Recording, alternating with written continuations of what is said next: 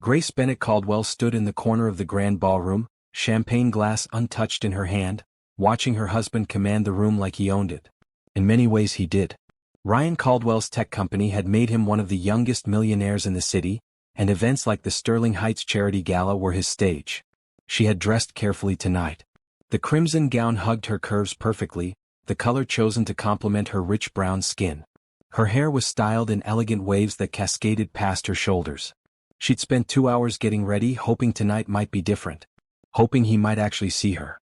But Ryan hadn't looked at her once since they arrived 30 minutes ago. Grace watched as her husband threw his head back, laughing at something Thomas Richardson said. Thomas was a potential investor, someone Ryan had been courting for months. Ryan's hand gestured animatedly as he spoke, his whole body engaged in the conversation. That energy, that passion used to be directed at her. Now it was reserved for business deals and networking opportunities. She took a small sip of champagne, the bubbles tasteless on her tongue. Around her, the gala buzzed with life. Crystal chandeliers cast soft light over well-dressed guests. A string quartet played classical music from a raised platform. Waiters moved through the crowd with trays of appetizers. Everything was beautiful and expensive and cold. Grace had attended dozens of these events over their 10-year marriage. In the beginning, Ryan would keep her close, his hand on the small of her back, introducing her proudly. "This is my wife, Grace. Isn't she beautiful?" he'd say, and the way he looked at her made her feel like the only woman in the world. Now she was furniture. Decorative and easily forgotten. "Grace, darling, you look absolutely stunning." She turned to find Patricia Johnson approaching, the elderly philanthropist's kind eyes crinkling with a genuine smile. Patricia was one of the few people at these events who actually spoke to her. "Thank you, Patricia. You look wonderful yourself." Patricia's blue gown was elegant, her silver hair swept up in a classic style. She linked her arm through Grace's. "I wanted to discuss the community center project with you. Your ideas last month were brilliant. Have you given more thought to the mentorship program?" Grace felt a small spark of warmth. The community center was one of the few places where she felt useful. "I have, actually. I think pairing at-risk youth with local professionals could really make a difference. I've been researching similar programs in other cities." "Wonderful. Let's have lunch next week to discuss details. Are you free Tuesday?" "I'll make sure I am." Patricia squeezed her arm gently. "Good. You have such a gift for this work, Grace. Don't let anyone make you forget that." The older woman drifted away to greet other guests, leaving Grace wondering if Patricia somehow knew how invisible she felt. She glanced back toward Ryan. He'd moved to another group now, this one including the mayor and several city council members. His smile was bright, his posture confident. He belonged here in a way Grace never quite managed to. A waiter passed with a tray of appetizers. Grace waved him off politely. Her stomach was too tight to eat. She should mingle, she knew. She should work the room like a proper CEO's wife. But the thought of making small talk while her heart ached felt unbearable. She was about to retreat to the ladies' room when she heard Ryan's voice, louder than before. He was standing near a tall potted plant, talking to Gerald Hughes, another tech company owner. Grace had started to turn away when she heard her name. "Your wife seems lovely, Ryan. You're a lucky man." Grace froze. She was partially hidden by a marble column, close enough to hear but out of their direct line of sight. Ryan's laugh was casual, dismissive. "Grace? She's fine. Looks good at these things, which is what matters. But between you and me, Gerald, she doesn't really contribute much. She's just for show, you know? I handle all the real work." The words hit her like a physical blow. Grace's hand tightened around her champagne glass so hard she was surprised it didn't shatter. Her vision blurred, and for a moment she thought she might faint. Just for show. Doesn't contribute much. 10 years of marriage. 10 years of supporting his dreams, managing their home, handling the foundation work he was too busy for, attending these endless events. And that's what he thought of her. That's what he told other people. Grace's breath came in short, painful gasps. She forced herself to stay still, to not make a sound. The column hid her and she was grateful.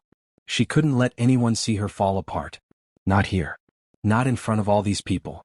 "Well, every successful man needs a beautiful wife," Gerald was saying, his tone suggesting he agreed with Ryan's assessment. "Appearances matter in our world." "Exactly. Grace understands her role. She shows up, looks pretty, doesn't ask questions. It works for both of us." Grace couldn't listen anymore. She set her champagne glass on a passing waiter's tray with shaking hands and walked toward the exit. Her heels clicked on the marble floor, but the sound was swallowed by the music and conversation. No one noticed her leaving. Why would they? She was just for show. The cool night air hit her face as she stepped outside. The valet looked at her questioningly, but she shook her head. She wasn't ready to go home yet. Home to the mansion she rattled around in alone most days. Home to the bedroom where Ryan slept on his side, she on hers, a canyon of space between them. Grace walked to the edge of the building's entrance, away from the bright lights and valet station. She wrapped her arms around herself, suddenly cold despite the mild October evening. Tears threatened, but she blinked them back furiously. She wouldn't cry. Not yet. Not where someone might see. Her phone buzzed in her clutch. She pulled it out, hoping irrationally that it might be Ryan, that he'd noticed her absence.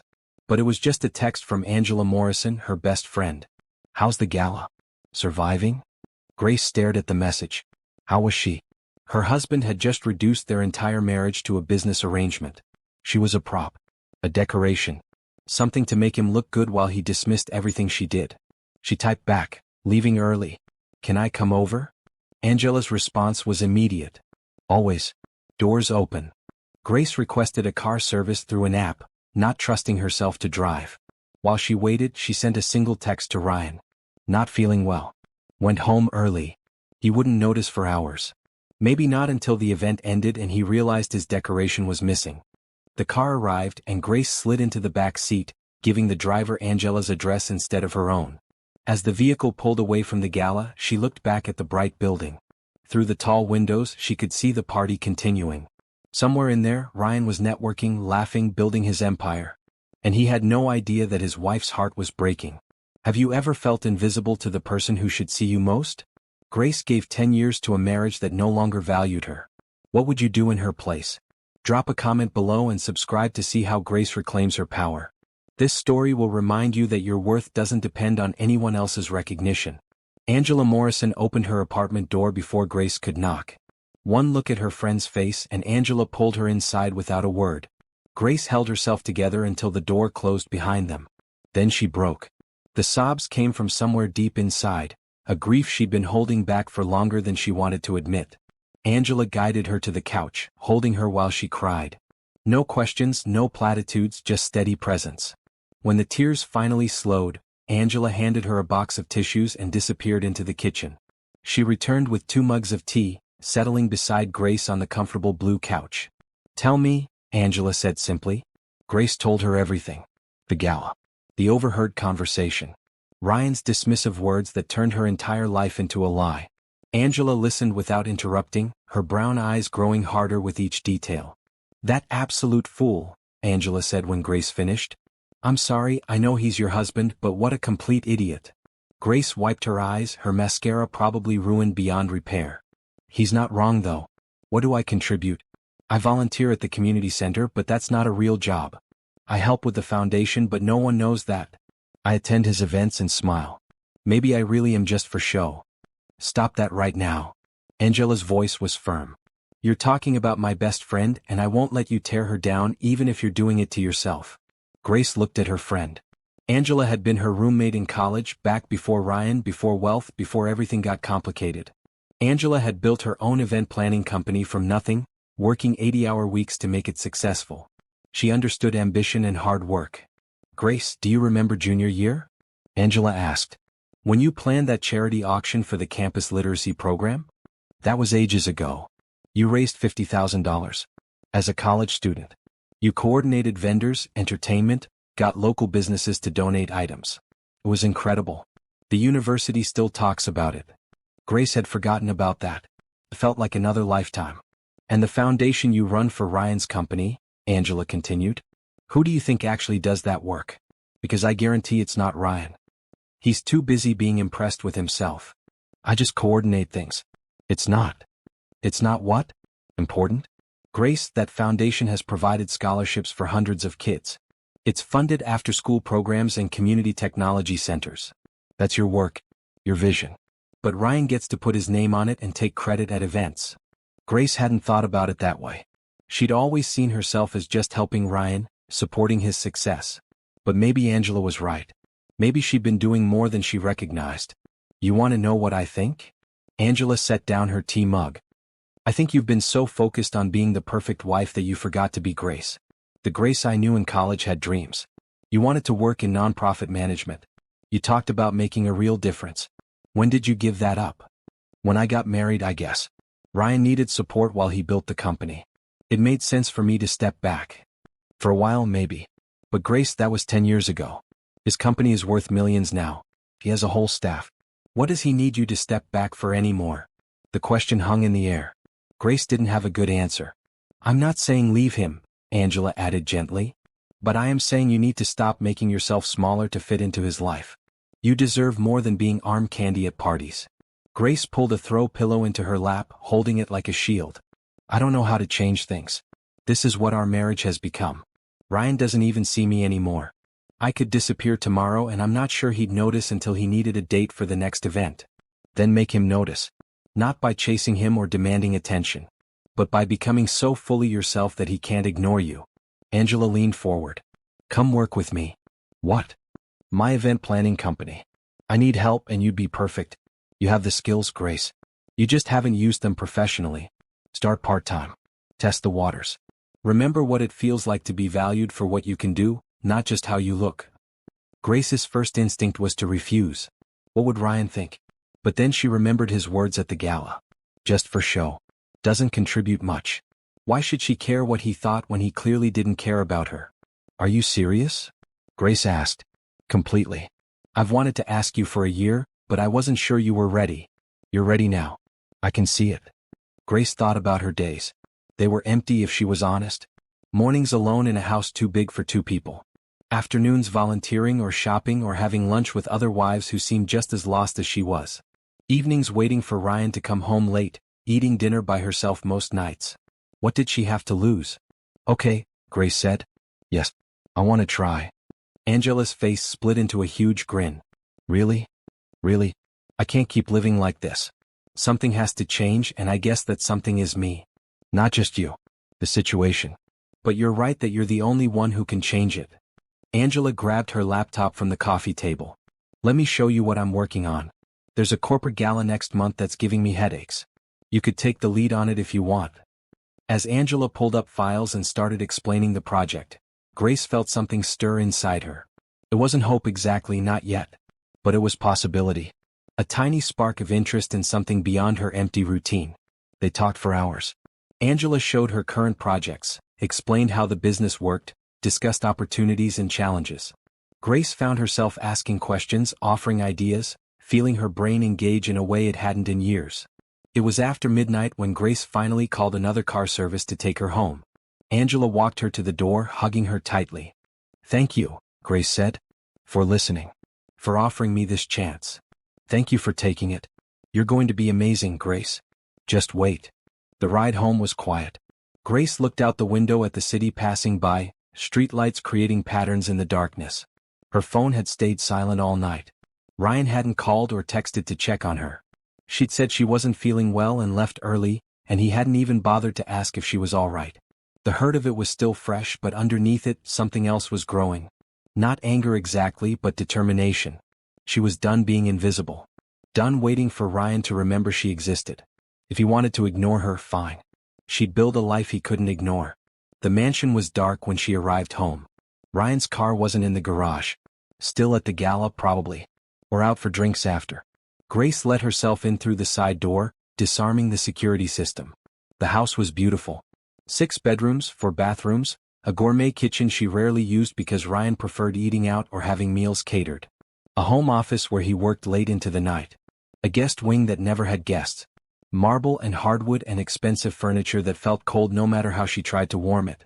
Grace walked up the curved staircase to the bedroom she shared with Ryan. Shared was a generous term. They slept in the same room, but even that felt like they were miles apart. She changed out of her crimson gown, hanging it carefully in her massive closet. The dress was beautiful. She'd looked beautiful tonight. And none of it had mattered. Grace washed her face, taking off the makeup she'd applied so carefully.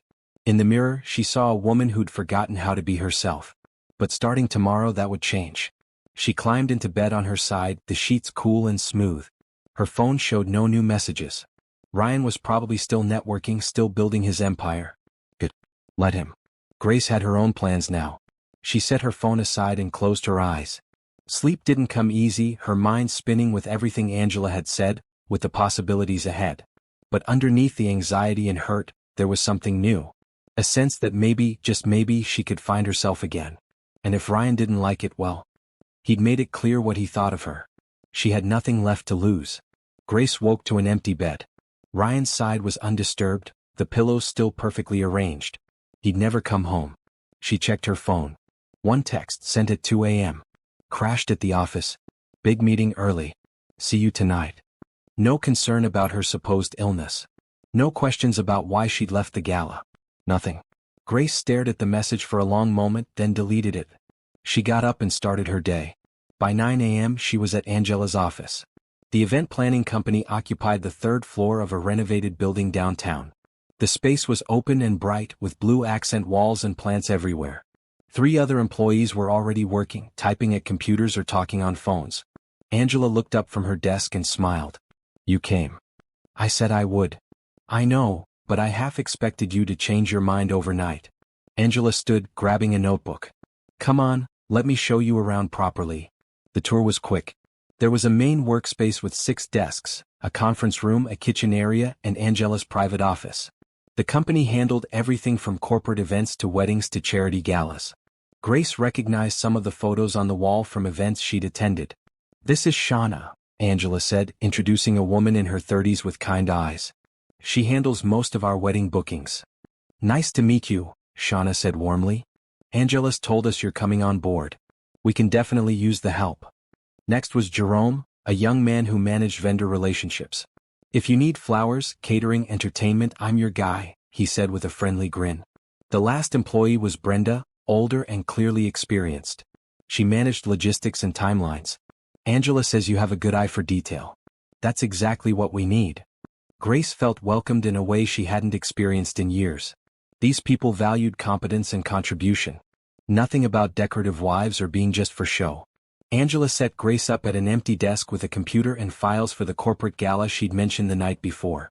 This is for Hartman Industries. They want a fall-themed event for their top clients. 300 guests, formal but not stuffy. Budget is generous. I've got the basic framework, but it needs development. Grace opened the files and started reading. Within minutes she was lost in the details. Color schemes, menu options, entertainment possibilities. Her mind started connecting pieces, seeing how elements could work together. She barely noticed the time passing. When Angela touched her shoulder, Grace jumped. It's almost 1. Want to grab lunch? Grace looked at her computer screen in surprise. She'd been working for 4 hours straight. I didn't realize. Yes, lunch sounds good. They went to a small cafe nearby. Grace ordered a salad, still buzzing with ideas for the event. You're glowing, Angela observed. This is good for you. It feels good. I forgot what it's like to work on something real. The volunteer work you do is real too. I know, but this is different. This is mine. Not attached to Ryan's name or his company. Just me doing something I'm good at. Angela raised her iced tea. To new beginnings. Grace clinked her glass against Angela's. To new beginnings. They ate and talked about the gala. Grace had ideas about using rich autumn colors, incorporating local seasonal elements, creating an experience that felt warm and welcoming instead of stiff. Angela listened, occasionally jotting notes. This is exactly why I needed you, Angela said. You see the big picture and the details. That's rare. After lunch, Grace returned to work on the event. The afternoon flew by as quickly as the morning. By 5 o'clock, she had a comprehensive plan drafted. Angela reviewed it, her eyes widening. Grace, this is fantastic. Can you present it to the client Friday? Me? Present it? It's your plan. You should pitch it. I'll be there for support, but you should take the lead. Grace felt nervous excitement flutter in her stomach. Okay. Yes. I can do that. She drove home around 6, feeling energized in a way she hadn't in years. The mansion seemed less empty when she had something meaningful filling her thoughts. Ryan's car was in the garage when she arrived. She found him in his home office on the phone. He waved vaguely in her direction, still talking. Grace went upstairs to change out of her work clothes. Work clothes. She liked the sound of that.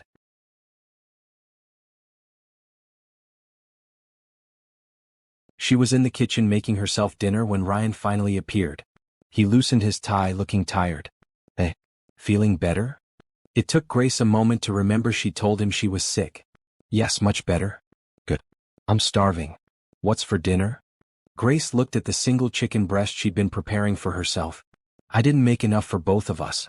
I didn't know when you'd be home. Ryan frowned slightly. I texted you this morning that I'd be home tonight. You said you'd see me tonight. That could have meant anything. He opened the refrigerator, surveying the contents. I'll just order something. Want anything? I'm cooking this. Ryan ordered food on his phone, then sat at the kitchen island scrolling through emails while he waited. Grace cooked her chicken, added vegetables, plated everything. The silence between them felt heavy. How was your day? Grace asked, more out of habit than real interest. Busy. The Richardson deal is finally moving forward. Should close next month. That's good. Yeah. Huge revenue bump. And the meeting with the mayor last night might lead to a city contract. Last night. The gala where he'd called her decorative and useless. Grace focused on cutting her chicken. Your day? Ryan asked absently, still looking at his phone. I started working. That got his attention. He looked up. What? Working. I got a job with Angela's event planning company. Ryan's expression was confused. Angela's little business? Why would you do that? Little business. Grace felt irritation spike. Because I wanted to. Because I'm good at event planning and Angela needed help. You don't need to work, Grace. Money isn't an issue. It's not about money. It's about doing something meaningful. Ryan shrugged, already losing interest. If you want a hobby, sure. Just don't let it interfere with important events. I need you available for company functions. A hobby. Grace set down her fork carefully. It's not a hobby. It's a job. A career. Okay, a job then. Same thing. Just make sure you're free when I need you. When I need you. Not a partnership. Not support. Just making sure his decoration was available when required. Grace finished her dinner in silence. Ryan's food arrived and he took it to his office to eat while working. She cleaned up the kitchen, her mind spinning. This was her life. A beautiful house where she lived alone, waiting to be needed for appearances. Well, not anymore. The next morning, Grace was back at Angela's office by 8:30. She spent the day refining the presentation for Friday, working with Jerome to get vendor quotes, talking through logistics with Brenda. Every person she interacted with treated her ideas with respect. Thursday followed the same pattern. Grace barely saw Ryan. He left early, came home late. She stopped trying to coordinate dinners or conversation. They were roommates at best. Friday morning, Grace dressed carefully for the client presentation. A blue dress, professional but stylish. She rehearsed her pitch, went over the materials, made sure everything was perfect. The presentation was at 2 p.m. Grace and Angela arrived at Hartman Industries 15 minutes early. The client, Patricia Hartman, was the CEO. A woman in her 50s with sharp eyes and an efficient manner. Show me what you've got, Patricia said after brief introductions. Grace took a breath and began. She walked through the event vision, explaining the autumn theme, showing mock-ups of the decor, outlining the menu, describing the entertainment. She addressed logistics, timeline, budget. She answered every question with confidence. When she finished, Patricia sat back in her chair. This is exactly what we wanted. Better, actually. You really understood the brief. Thank you, Grace said, her heart pounding. Angela, I'm glad you brought on this additional talent. Grace, I want you as the point person for this event. Can you handle that? Absolutely. They signed the contract that afternoon. Walking back to the office, Angela grabbed Grace's arm. You were incredible. Natural. That was a $60,000 contract you just landed. Grace felt giddy. I can't believe we got it. I can't. You were prepared, professional, and passionate. That's what clients want. Back at the office, the team congratulated her. Shauna brought out cupcakes she'd been hiding for the occasion. Grace felt surrounded by genuine support and celebration. Her phone buzzed. A text from Ryan. Dinner with clients tonight. Won't be home until late.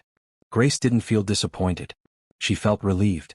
She texted back a simple okay, and put her phone away. Want to celebrate properly? Angela asked. There's a great restaurant nearby. My treat. I'd love that. They went to dinner, just the two of them. Angela ordered wine and they toasted to Grace's first major win. They talked about the event, about future projects, about Grace's ideas for the business. I think you should focus on corporate events and charity galas, Angela said. That's where your passion shows. Weddings are great, but your face lights up when you talk about events with purpose. I do love that work. Making something beautiful that also means something. Then that's what you should do. We can position you as the specialist in that area. Grace felt the pieces of herself coming back together. She had work she cared about. People who valued her. A future that excited her. Ryan didn't factor into any of it, and that realization didn't hurt as much as she'd expected. Saturday morning, Grace went to the community center where she volunteered. She'd been working with the youth mentorship program for 2 years, but usually in a behind-the-scenes capacity. Today she was meeting with Dorothy Harper, the center's director, to propose expanding the program. Dorothy was in her 70s, wise and warm. She'd run the center for 30 years. When Grace entered her office, Dorothy smiled. "Grace, good to see you, dear. You look different." "Happy. I feel different." Grace presented her ideas for the mentorship program, detailed and well-researched. Pairing at-risk youth with professionals in various fields. Creating structure and accountability. Building relationships that could change lives. Dorothy listened carefully, asking thoughtful questions. When Grace finished, the older woman nodded. "This is wonderful work, Grace. You've put real thought into this. I care about these kids. They deserve opportunities." "They do. And they need people like you who see their potential." Dorothy paused. "Can I ask you something personal?" "Of course. Are you happy, dear? In your life?" The question caught Grace off guard. "I'm working on it."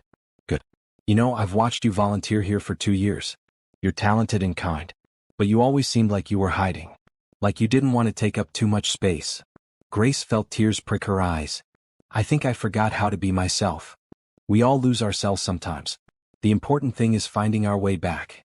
Dorothy reached across her desk, squeezing Grace's hand. "You're finding your way back. I can see it. Keep going." That evening, Grace was home alone again. Ryan was golfing with clients. She didn't mind. She worked on plans for the Hartman event, researched ideas for the mentorship program, thought about her future. Her phone rang. Her mother. "Hi, Mom." "Grace, honey, how are you? I feel like I haven't talked to you in forever." They chatted about family news, her mother's book club, her father's golf game. Normal things. Then her mother asked about Ryan. "He's fine. Busy with work." "He's always busy. Are you two doing all right?" Grace hesitated. Her mother had always liked Ryan.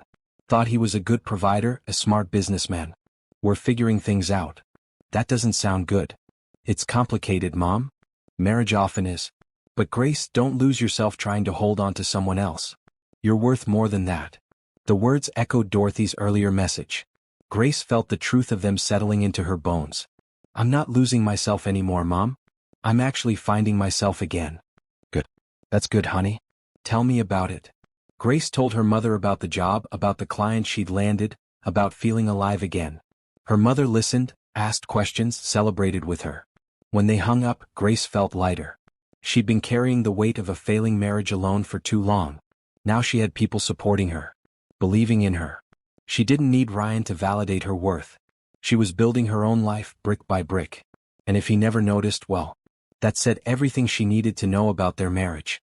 But Grace wasn't giving up on it. Not yet. She was just refusing to disappear anymore. Whatever came next would come. For now, she was focused on becoming the woman she was meant to be. 3 weeks passed. Grace and Ryan lived in the same house but inhabited different worlds. Grace's days developed a rhythm. Morning coffee while reviewing event details. Days at Angela's office, working on the Hartman Gala and picking up 2 additional clients. Afternoons sometimes at the community center, developing the mentorship program. Evenings working from home or having dinner with Angela, occasionally her mother. Ryan's schedule remained unchanged. Early mornings at the office. Business lunches and dinners. Late nights working or networking. Weekends golfing or at conferences. They passed each other like strangers. Brief greetings in the hallway. Separate meals. Separate bedrooms now, Grace having moved to one of the guest rooms. Ryan had noticed but said nothing. The Hartman event was in 2 weeks, and Grace was completely immersed in preparations. Every detail was coming together beautifully. Patricia Hartman called regularly to check in, always pleased with Grace's updates. "You've made this process so easy," Patricia said during one call. "Usually event planning is stressful. You handle everything so smoothly." "That's the goal," Grace replied. "You should be able to enjoy your own event." "Well, you're succeeding." I've already recommended you to 3 other executives. When Grace told Angela about the referrals, her friend practically danced around the office.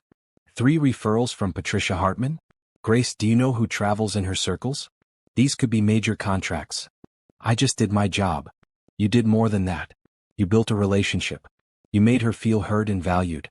That's what gets referrals.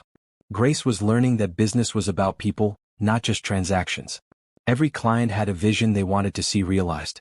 Her job was understanding that vision and making it better than they'd imagined. The same principle applied to the mentorship program.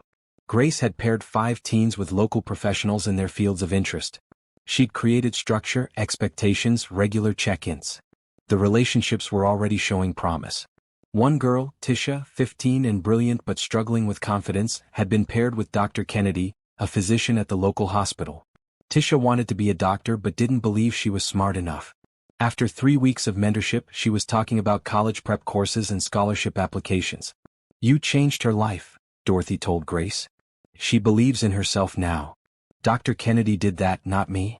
You made the match. You saw what she needed and connected her with someone who could help. That's a gift, Grace. Grace was discovering she had many gifts she'd forgotten about. Organization. Vision. The ability to see what people needed and create solutions. These skills had been dormant but they were coming back to life. At home, the distance between her and Ryan grew wider. They'd stopped even pretending to have conversations. Ryan didn't ask about her days and Grace stopped sharing. They were polite strangers sharing space. One Thursday evening, Grace was working at the kitchen table when Ryan came home earlier than usual. He looked surprised to see her. You're home. I live here, Grace said mildly, not looking up from her laptop. You're just not around much lately. Neither are you. Ryan opened the refrigerator, grabbed a water bottle. I'm working, Grace. Building the company. I'm working too. That's different. Grace finally looked at him. How? My work supports our lifestyle. Your thing with Angela is. He trailed off, clearly trying to find the right words. My thing? It's a job, Ryan. A career. Just because you don't take it seriously doesn't make it less real. I didn't say it wasn't real. I just meant it's not necessary. It's necessary to me. Ryan sighed, clearly not wanting an argument. Fine. Whatever makes you happy. Whatever makes you happy. As if her happiness was a whim he was indulging. Why did you marry me, Ryan? The question seemed to catch him off guard. What? 10 years ago. Why did you marry me? I loved you. I still love you. Do you? Grace closed her laptop. When's the last time you really looked at me? Talked to me? Cared about what I think or feel? Grace, I'm busy. You know that. Building a company takes time. You built the company years ago. It's successful. You have staff, managers, systems. What exactly are you building now? I'm growing it. Expanding. That takes constant work. And I'm supposed to just wait around for you to have 5 minutes for me? Ryan set down his water bottle, frustration showing on his face. What do you want from me? I provide for you. You have everything you need. Except a husband. That's not fair. Isn't it? Grace stood. We haven't had a real conversation in months. We barely see each other. You don't know anything about my life because you never ask. Tell me, Ryan, what did I do today? You were at Angela's office, I assume? Wrong. I was at the community center this morning working on the mentorship program. Then I met with a potential new client for a charity gala. This afternoon, I helped Jerome negotiate with a catering company for the Hartman event. Tonight, I'm finalizing seating arrangements. But you assumed I was just at Angela's office because you don't actually care about the details of my life. Ryan looked uncomfortable. I care, Grace. I've just been distracted. You're always distracted. I could disappear tomorrow and you wouldn't notice until you needed a date for some event. That's not true. Isn't it? Grace picked up her laptop. You know what? It doesn't matter. I'm building my own life now. You can keep building your company. Maybe we'll meet in the middle someday. Or maybe we won't. She walked out of the kitchen, leaving Ryan standing alone. She heard him call her name but didn't stop. There was nothing more to say. In her guest bedroom, Grace sat on the bed and took several deep breaths. The conversation had been brewing for weeks. Part of her felt relieved it finally happened. Another part felt sad that it changed nothing. Ryan didn't understand.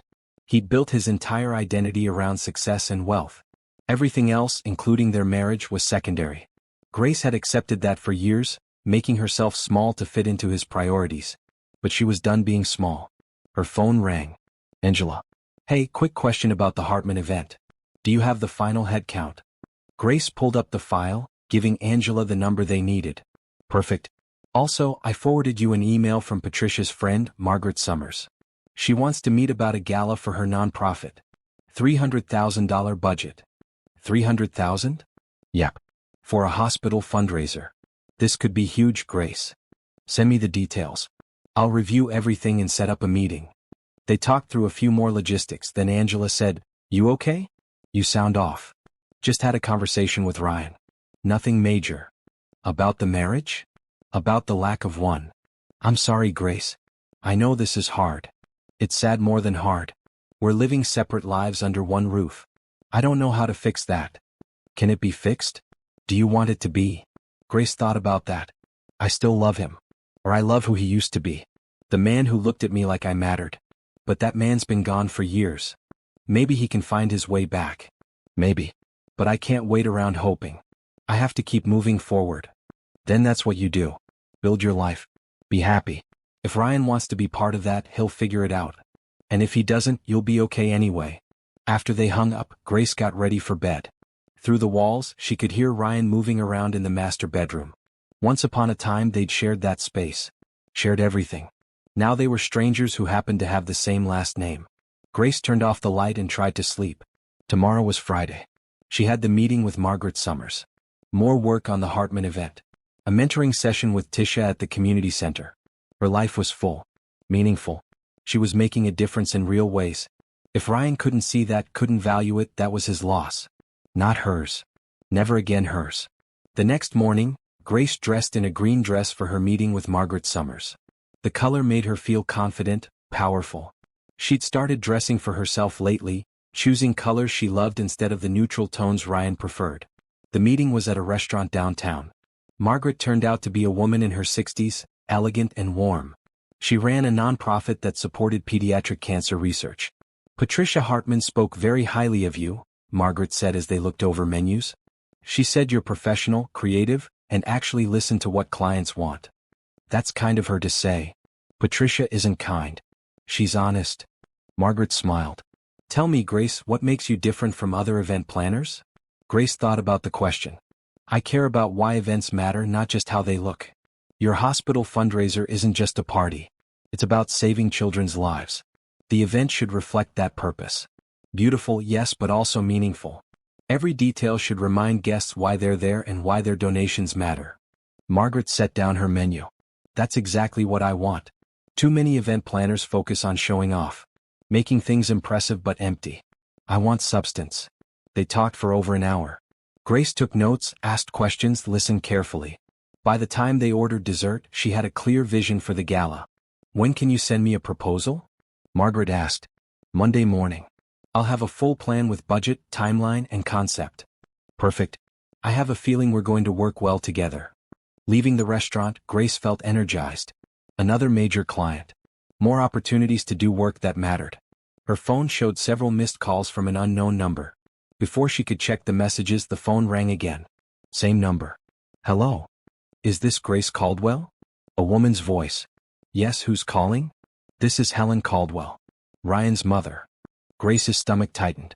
She and Helen had a cordial relationship, but they weren't close. Helen calling directly was unusual. Hello, Helen. Is everything all right? That's what I'm calling to ask you. Ryan's father and I are concerned. We haven't heard from you in weeks. Ryan says you're both fine, but I wanted to check myself. Grace wasn't sure how to respond. Things are complicated right now. Can we meet for coffee? Today if possible. I'm in town visiting a friend. Grace hesitated, then agreed. They arranged to meet in an hour at a cafe near Helen's hotel. Helen Caldwell was in her 60s, elegant and sharp. She'd built her own successful career before retiring. Ryan got his drive from her. They sat in a quiet corner of the cafe, coffee cups between them. Helen studied Grace with knowing eyes. You look different, Helen said. Stronger somehow. I've been working. I have a job now. Ryan mentioned that. He made it sound trivial. I suspect it's not. It's not. I'm an event planner. I just landed a $300,000 contract. Helen's eyebrows rose. Impressive. What kind of event? Grace described the hospital fundraiser, the vision she had for it, the impact it could make. Helen listened attentively. You're passionate about this work. It shows. I am. It feels like I'm finally doing something that matters. And Ryan? How does he feel about it? Grace chose her words carefully. Ryan is focused on his company. He sees my work as a hobby. Of course he does. He's his father's son in that way. Work-obsessed, blind to everything else. Helen sighed. My marriage nearly ended because of it. Lawrence was building his business, working 16-hour days, traveling constantly. I was home with Ryan, feeling like a single mother. We almost divorced. Grace didn't know that. What changed? I changed. I went back to school, started my own career. Stopped waiting for Lawrence to prioritize me and started prioritizing myself. It shook him awake. Made him realize what he was about to lose. Did things get better? Eventually. It took work, counseling, hard conversations. But yes, we found our way back to each other. We had to become partners again instead of roommates. The parallel to Grace's situation was obvious. Ryan doesn't see a problem. He thinks everything is fine. Men often don't see problems until they're undeniable. Helen reached across the table, covering Grace's hand with hers. I don't know what's best for your marriage. Only you and Ryan can figure that out. But I do know this, you deserve to be seen, valued, appreciated. If Ryan can't do that, it's his failing, not yours. Grace felt tears threaten. I still love him. But I don't know if love is enough. Love is necessary but not sufficient. You also need respect, partnership, effort. Both people have to want the marriage to work. I don't know if Ryan wants that. He seems content with how things are. Then shake up the status quo. Force him to pay attention. Not by demanding or begging, but by living your life fully. Make him realize what he's missing. After coffee, Helen hugged Grace tightly. You're stronger than you think. Trust yourself. Grace drove home feeling unsettled but also validated. She wasn't crazy or unreasonable. Her feelings were legitimate. Ryan's car was in the garage when she arrived. Unusual for a Friday afternoon. She found him in his office on a video call. He saw her, held up a finger for her to wait. Grace went upstairs instead. She didn't have time to wait for Ryan to finish business calls. She had a proposal to write for Margaret Summers. She worked for 3 hours, creating a comprehensive plan for the hospital fundraiser. Theme, timeline, budget, logistics. Every detail considered and explained. When she finally emerged from her room, it was after 8. Ryan was in the kitchen eating takeout. Want some? He offered. Chinese food. I'm not hungry. Grace, my mother called me today. She said you two had coffee. We did. She thinks we're having problems. Grace laughed, the sound surprising her. We are having problems, Ryan? I don't understand what you want from me. Grace sat down across from him. I want you to see me. To care about my life. To be my partner, not just my husband in name. I do care. No, you don't. You care about your business. I'm just an accessory to your success. Ryan set down his food. That's not fair. 2 weeks ago, I landed a $60,000 contract. Did you even know that? You didn't tell me. I shouldn't have to announce every achievement for you to care. You should ask. You should be interested in my life. I've been busy. You're always busy. But you know what? So am I. I'm building something real. People value my work. They respect my ideas. I'm making a difference. I never said you weren't. You've never said I was either. That's the problem, Ryan. You don't say anything. You don't see anything. I could achieve amazing things or do nothing at all and you wouldn't notice the difference. Ryan looked uncomfortable. I didn't realize you felt this way. That's because you never asked. They stared at each other across the kitchen table. Grace felt the weight of everything unsaid between them. Years of neglect and growing apart. I don't know how to fix this, Ryan finally said. I don't either. But I'm done trying to fix it alone. If you want this marriage to work, you have to try too. Really try. Not just say nice words and go back to ignoring me. I don't ignore you. You do. Constantly. And I let you because I didn't think I deserved better. But I do deserve better. I deserve a partner who values me. Grace stood. I'm going to keep building my career. Keep doing work that matters. If you want to be part of that life, you're welcome. But I'm not waiting around anymore for you to decide I'm worth your time. She walked away, leaving Ryan alone with his takeout. Part of her wanted him to follow, to fight for their marriage. But he didn't.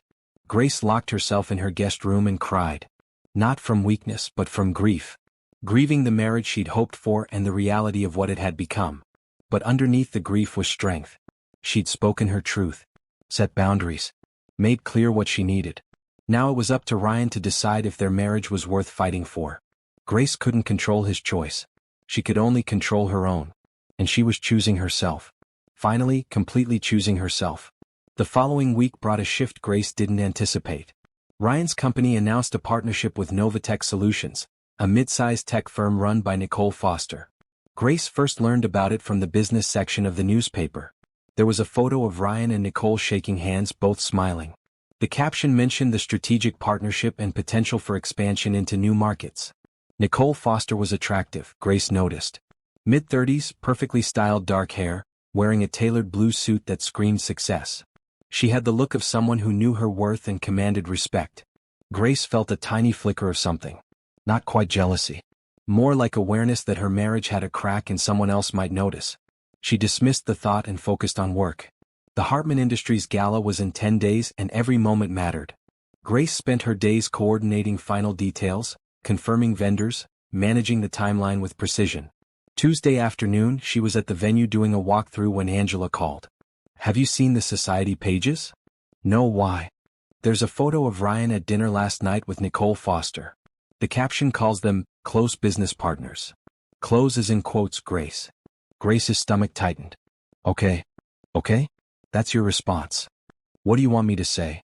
Ryan's allowed to have business dinners. It looks like more than business. She's touching his arm in the photo. Grace closed her eyes. Send me the link. She pulled up the photo on her phone. Ryan and Nicole sat at an upscale restaurant, wine glasses between them. Nicole was leaning forward, her hand on Ryan's forearm, laughing at something. Ryan looked pleased, engaged in a way Grace rarely saw anymore. It hurt. Even though her marriage was barely functioning, seeing her husband with another woman stung. "Grace? You still there?" "Yeah. I'm here." "What are you going to do?" "Nothing. If Ryan wants to have dinner with business partners, that's his choice."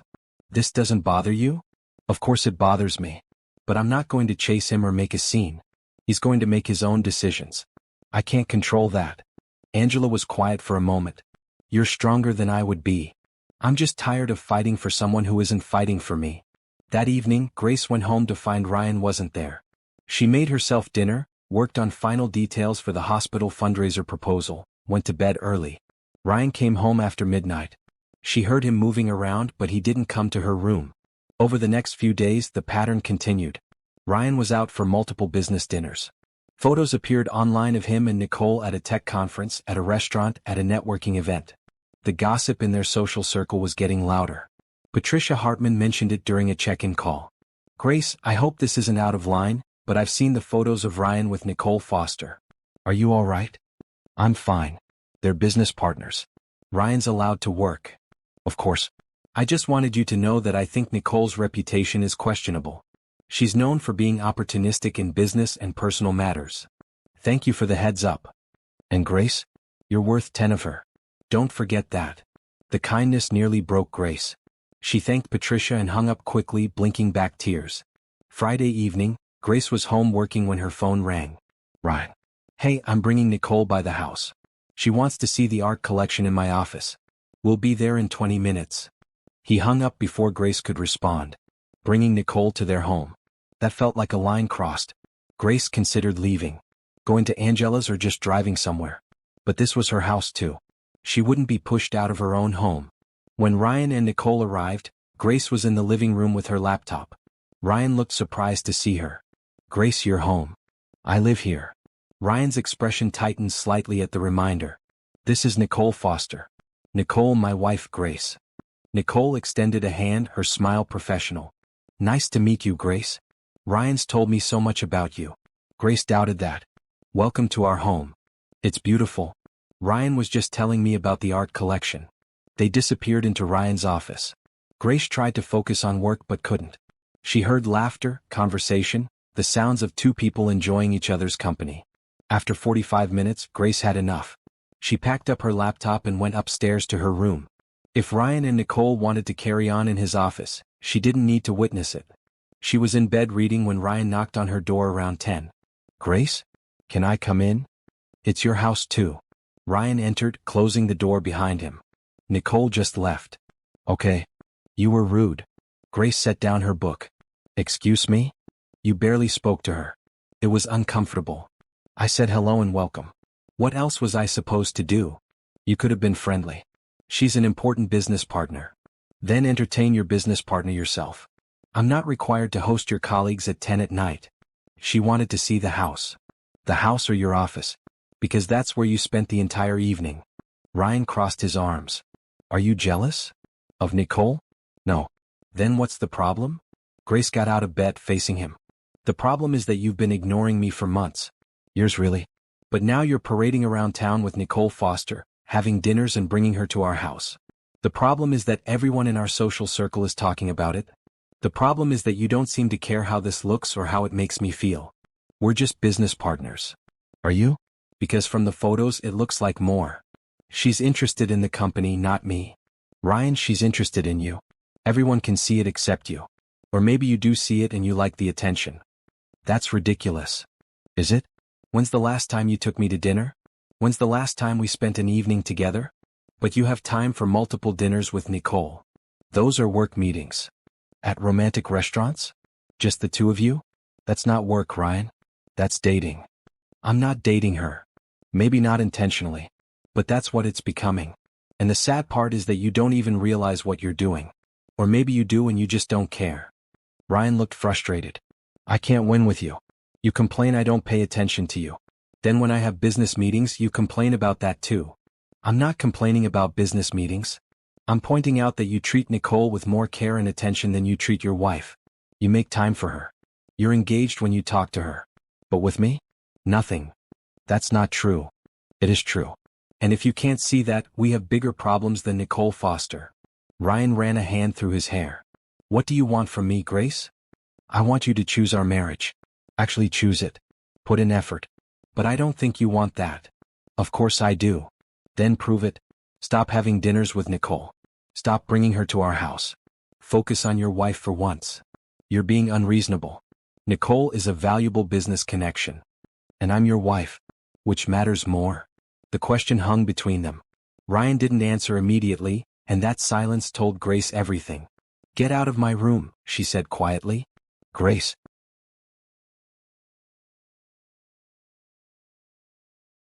Get out. I'm done with this conversation. Ryan left, closing the door harder than necessary. Grace sat back down on the bed, her hands shaking. She'd given him a clear choice. Their marriage or his business connection with Nicole. He hadn't been able to choose. Grace didn't sleep well that night. She kept thinking about Ryan's face, his inability to answer her question. The realization that maybe their marriage was already over, just waiting for one of them to admit it. But Grace wasn't ready to give up completely. Not yet. She still remembered the man Ryan used to be. The man who loved her. Maybe that man was still somewhere inside the success-focused CEO who'd forgotten what mattered. Or maybe he was gone forever. Either way, Grace had made her position clear. She wouldn't beg for his attention. Wouldn't compete with Nicole or anyone else. She would keep building her own life. And if Ryan wanted to be part of it, he knew what he needed to do. The next week passed in a blur of final preparations for the Hartman Gala. Grace threw herself into work, making sure every detail was perfect. She barely saw Ryan. He was at the office early, home late. They didn't speak beyond necessary logistics. Grace heard through mutual acquaintances that Ryan and Nicole were seen together several more times. The gossip was getting louder. People were speculating about their relationship. Grace held her head high. Let them talk. She knew the truth. Her marriage was in trouble, but she hadn't given up on it. If Ryan wanted to embarrass them both by carrying on publicly with Nicole, that was his choice. The day before the Hartman Gala, Grace did a final venue walkthrough. Everything was ready. The decor was stunning, the logistics perfect, the timeline detailed. This event would be her biggest success yet. Her phone rang as she was leaving the venue. Unknown number. Hello? Grace Caldwell? A man's voice. Yes. This is James Chin from the Tribune. I'm writing a piece about local business figures and their families. I wanted to ask you about your husband's relationship with Nicole Foster. Grace's blood ran cold. No comment. Are you aware that? She hung up. A reporter. Calling her about Ryan and Nicole. This was getting out of hand. Grace immediately called Ryan. He answered on the fourth ring. What? A reporter just called me asking about you and Nicole. Silence. Ryan? Did you hear me? What did you say? No comment. But this is serious. If reporters are calling, this story is about to go public. There's no story. We're just business partners. Then you need to make that clear. Stop the dinners. Stop the public appearances. Unless you want our private lives splashed across the newspaper. I'll handle it. Will you? Because from where I'm standing, you're not handling anything well. Ryan hung up. Grace stood in the parking lot, phone in hand, feeling the full weight of her situation. Her marriage was falling apart publicly. Reporters were circling. And tomorrow was her biggest event yet. She couldn't fall apart. Not now. Not when she'd worked so hard. Grace got in her car and drove to the community center. She needed to see Dorothy. Needed wisdom from someone who'd lived through hard times. Dorothy was in her office as always. She took one look at Grace's face and closed the door. Tell me. Grace told her everything. Ryan's neglect. Nicole Foster. The photos. The gossip. The reporter. Tomorrow's gala. The weight of it all. Dorothy listened without interrupting. When Grace finished, the older woman was quiet for a long moment. What do you want, Grace? Not what you think you should want. Not what's expected. What does your heart want? I want my marriage back. I want Ryan to remember why he married me. I want us to be partners again. Is that possible? I don't know. Maybe not. But I'm not ready to give up yet. Then don't. But also don't set yourself on fire to keep him warm. You can fight for your marriage without losing yourself. How? By being exactly who you are. Strong, talented, valuable. By showing him what he's losing if he chooses wrong. Not through games or manipulation, but through living your best life. And if he still doesn't see it? Then you'll know you tried. And you'll move forward knowing you didn't compromise who you are. Grace hugged Dorothy, grateful for the steady wisdom. She drove home feeling marginally better. Tomorrow was the Hartman Gala. She'd worked too hard to let Ryan's mess ruin it. She would walk into that event with her head high. She would be professional, confident, successful. And everyone would see that Grace Caldwell was more than just a CEO's wife. She was her own person. And she was extraordinary. The Hartman Industries Gala was everything Grace had envisioned and more. She arrived at the venue 2 hours early, overseeing final setup. The autumn theme was stunning. Rich burgundy and gold accents transformed the ballroom. Centerpieces featured seasonal flowers and candles. Soft lighting created an elegant warmth. Every detail worked together perfectly. Angela arrived an hour before guests, walking through the space with wide eyes. Grace, this is incredible. Better than I imagined. Everyone did amazing work. Jerome found the perfect vendors. Brenda's timeline kept us on track. Shauna helped with the seating arrangements. But you pulled it together. This is your vision. Grace felt pride swell in her chest. This was her work. Her creation. No one could take credit but her. Guests began arriving at 7. Grace positioned herself near the entrance, greeting people as they came in. She wore an emerald gown that made her feel powerful. Her hair was swept up elegantly. She'd never felt more confident. Patricia Hartman arrived with her husband and several executives. Her face lit up when she saw the decor. Grace, this is stunning. You've outdone yourself. I'm so glad you're pleased. Pleased? I'm amazed. This is exactly what we wanted. As guests filled the ballroom, Grace moved through the crowd, ensuring everything ran smoothly. The catering was flawless. The music was perfect. Conversations flowed easily in the welcoming atmosphere. People kept stopping Grace to compliment the event. Business leaders, executives, influential figures in the city. Everyone wanted to know who planned this gala. Grace Caldwell, she said each time, handing out business cards. I work with Morrison Events. Margaret Summers found her midway through the evening. They'd been communicating about the hospital fundraiser, but hadn't met in person since their initial coffee. This is beautiful, Grace. I'm even more confident about our event now. Thank you. I'm excited about your fundraiser. The cause is so important. I've been telling everyone about you. You're going to be busy with referrals.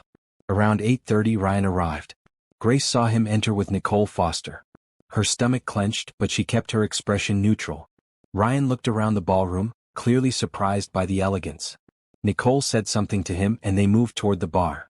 Grace refused to let their presence ruin her evening. This was her night.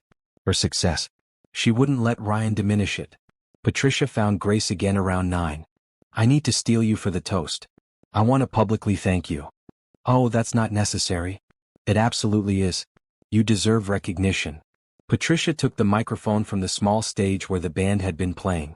She called for everyone's attention. Good evening, everyone. I want to take a moment to thank you all for being here tonight. Your support of Hartman Industries means everything to our team. Applause rippled through the crowd. I also want to recognize the woman who made tonight possible. Grace Caldwell is the event coordinator who transformed my vague ideas into this stunning reality. Grace, where are you? Grace felt her cheeks warm as people turned to look at her. She raised her hand slightly.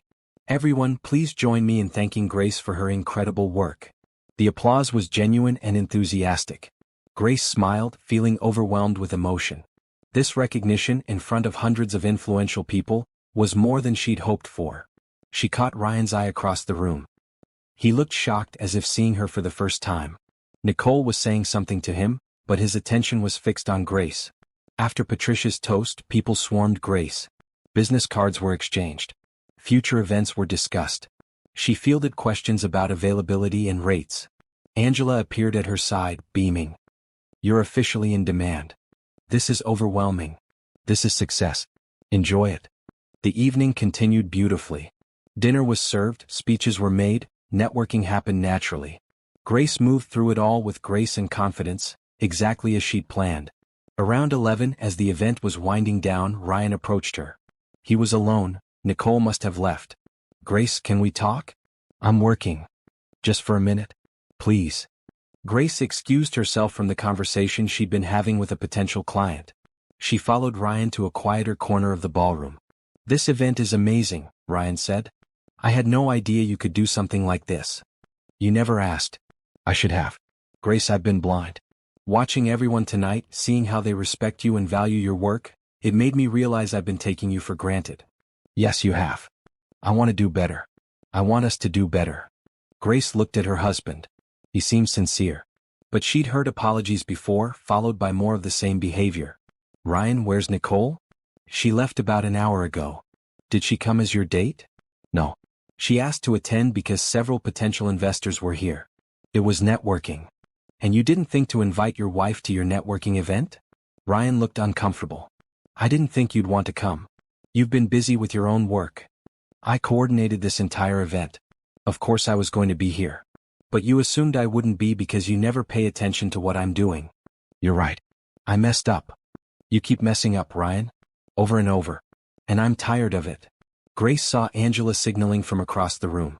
Something needed her attention. I have to get back to work. This conversation will have to wait.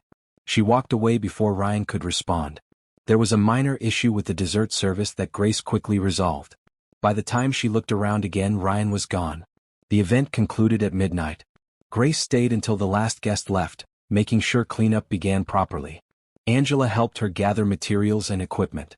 That was one of the best events we've ever done, Angela said as they loaded items into her car. You should be so proud. I am.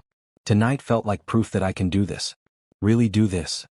You're not just good at this. You're exceptional. Did you see how many business cards you collected? Grace pulled the stack from her clutch. At least 30 cards from potential clients. Tonight had opened doors she'd never imagined. She drove home around 1:30 a.m., exhausted but exhilarated. The house was dark when she arrived.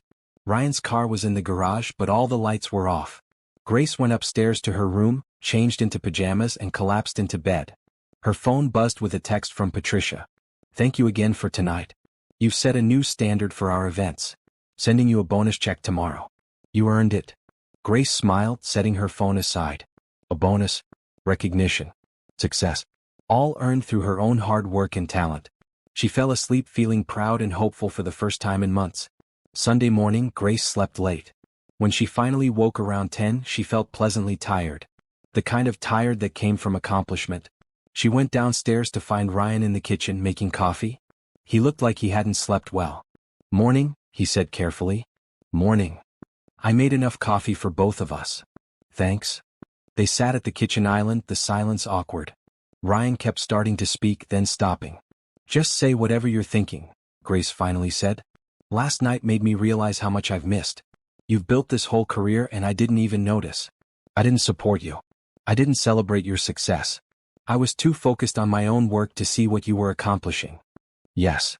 And the thing with Nicole. I wasn't trying to hurt you. I genuinely didn't see how it looked. But I understand now. She's interested in more than business, and I was too flattered to recognize it. Grace sipped her coffee. What are you going to do about it? I already told her we need to keep things strictly professional. No more dinners, no more public appearances that look like dates. Our companies can still partner, but the personal aspect stops. And she was okay with that? Not really. But it doesn't matter. You're my wife. You should have always come first. Grace wanted to believe him. Part of her wanted to accept the apology and try again. But another part was cautious. Tired of being hurt. Ryan, I need you to understand something. I'm not going to stop working. My career matters to me. I'm good at what I do and I'm building something real. If you can't support that, if you're going to dismiss it as a hobby or something unimportant, then we have a serious problem. I support it. I do. Seeing you last night, the way people respected you, I felt proud. I should have felt that way all along. You should have. But you made me feel like I was worthless. Like I didn't contribute anything meaningful. Ryan winced. I heard what I said at that gala. The one where you left early. I know what I said about you to Gerald Hughes. Grace's breath caught. You knew I heard that? Not at the time. But later I realized you must have. The timing of when you left. I said terrible things, Grace. Things I didn't even mean. I was showing off, trying to sound successful and in control. But I hurt you. Badly. You called me decoration. Said I was just for show. I was wrong. Completely wrong. You're brilliant and talented. You've been managing the foundation, supporting my career, building your own success. And I acted like none of it mattered. Grace felt tears threatening. Why? Why did you treat me that way? Because I got lost in success. The company grew so fast and I let it consume me. I forgot what was important. I forgot about us. Do you even want to be married anymore? Tell me the truth. Ryan looked directly at her. Yes, I do. I know I've been a terrible husband. I know I've hurt you. But I love you, Grace. I want to fix this. I don't know if it can be fixed. Can we try? Real try, not just words. I'll prove to you that I mean it. Grace set down her coffee cup. I need to think about it. I need time to figure out what I want. Take all the time you need. I'll be here. The rest of Sunday passed quietly. Grace worked on proposals for potential new clients. Ryan worked in his office. They existed in the same space but didn't push for more conversation. Monday morning, Grace went to Angela's office to find flowers on her desk. A massive arrangement of burgundy and gold blooms, matching the gala theme. The card read, "To an extraordinary talent. Thank you for making our event unforgettable. Patricia Hartman." Those came this morning, Angela said, grinning. Along with a check for $5,000. Your bonus. Grace stared at the check. $5,000? You earned it. Patricia said you deserve every penny. Grace sat down at her desk, slightly overwhelmed. In 2 months, she'd gone from invisible housewife to successful event coordinator with major clients and bonuses. Her phone rang. Margaret Summers. Grace, I approved your proposal for the hospital fundraiser. I want to move forward immediately. Can we meet this week to discuss timeline? Absolutely. I'll check my calendar and send you some options. After hanging up, Grace turned to Angela. The hospital fundraiser is confirmed. Angela squealed. That's 3 major events now. Grace, you need your own title. You're not just an event coordinator anymore. You're our director of corporate and charity events. Director? You've earned it. Better title, better pay, more responsibility. What do you say? Grace felt emotion swell. Yes. Thank you. Thank you for taking a chance on this job. You're making the whole company better. The week continued with more success. Grace met with Margaret to finalize hospital fundraiser details. She took calls from 3 new potential clients, all referrals from the Hartman Gala. She worked with Tisha at the community center, celebrating when the teen got accepted into an advanced science program. Her life was full and meaningful. She was making a real difference. At home, Ryan made small efforts. He came home earlier a few nights. He asked about her day and actually listened to the answers. He stopped mentioning Nicole entirely. But Grace remained cautious. Actions over time would prove whether he'd really changed, not just words in a moment of clarity. Friday evening, Grace was reviewing venue options for the hospital fundraiser when Ryan came into her room. She'd noticed he'd been respecting her space, knocking before entering. Can I take you to dinner tomorrow night? He asked. Just the 2 of us. Not business, just us. Grace considered the invitation. Where? That Italian place you love. The one where we had our first date. Marcello's. They hadn't been there in years. Grace had loved that restaurant, but Ryan always wanted to try new trendy places. Okay. Dinner tomorrow. Really? Really? But Ryan, this is one dinner. Not a solution to everything. I understand. One step at a time. Saturday evening, Grace dressed carefully. Not for Ryan but for herself. A beautiful red dress that made her feel confident. Her hair styled in loose curls. Makeup that enhanced her features. When she came downstairs, Ryan was waiting in the foyer.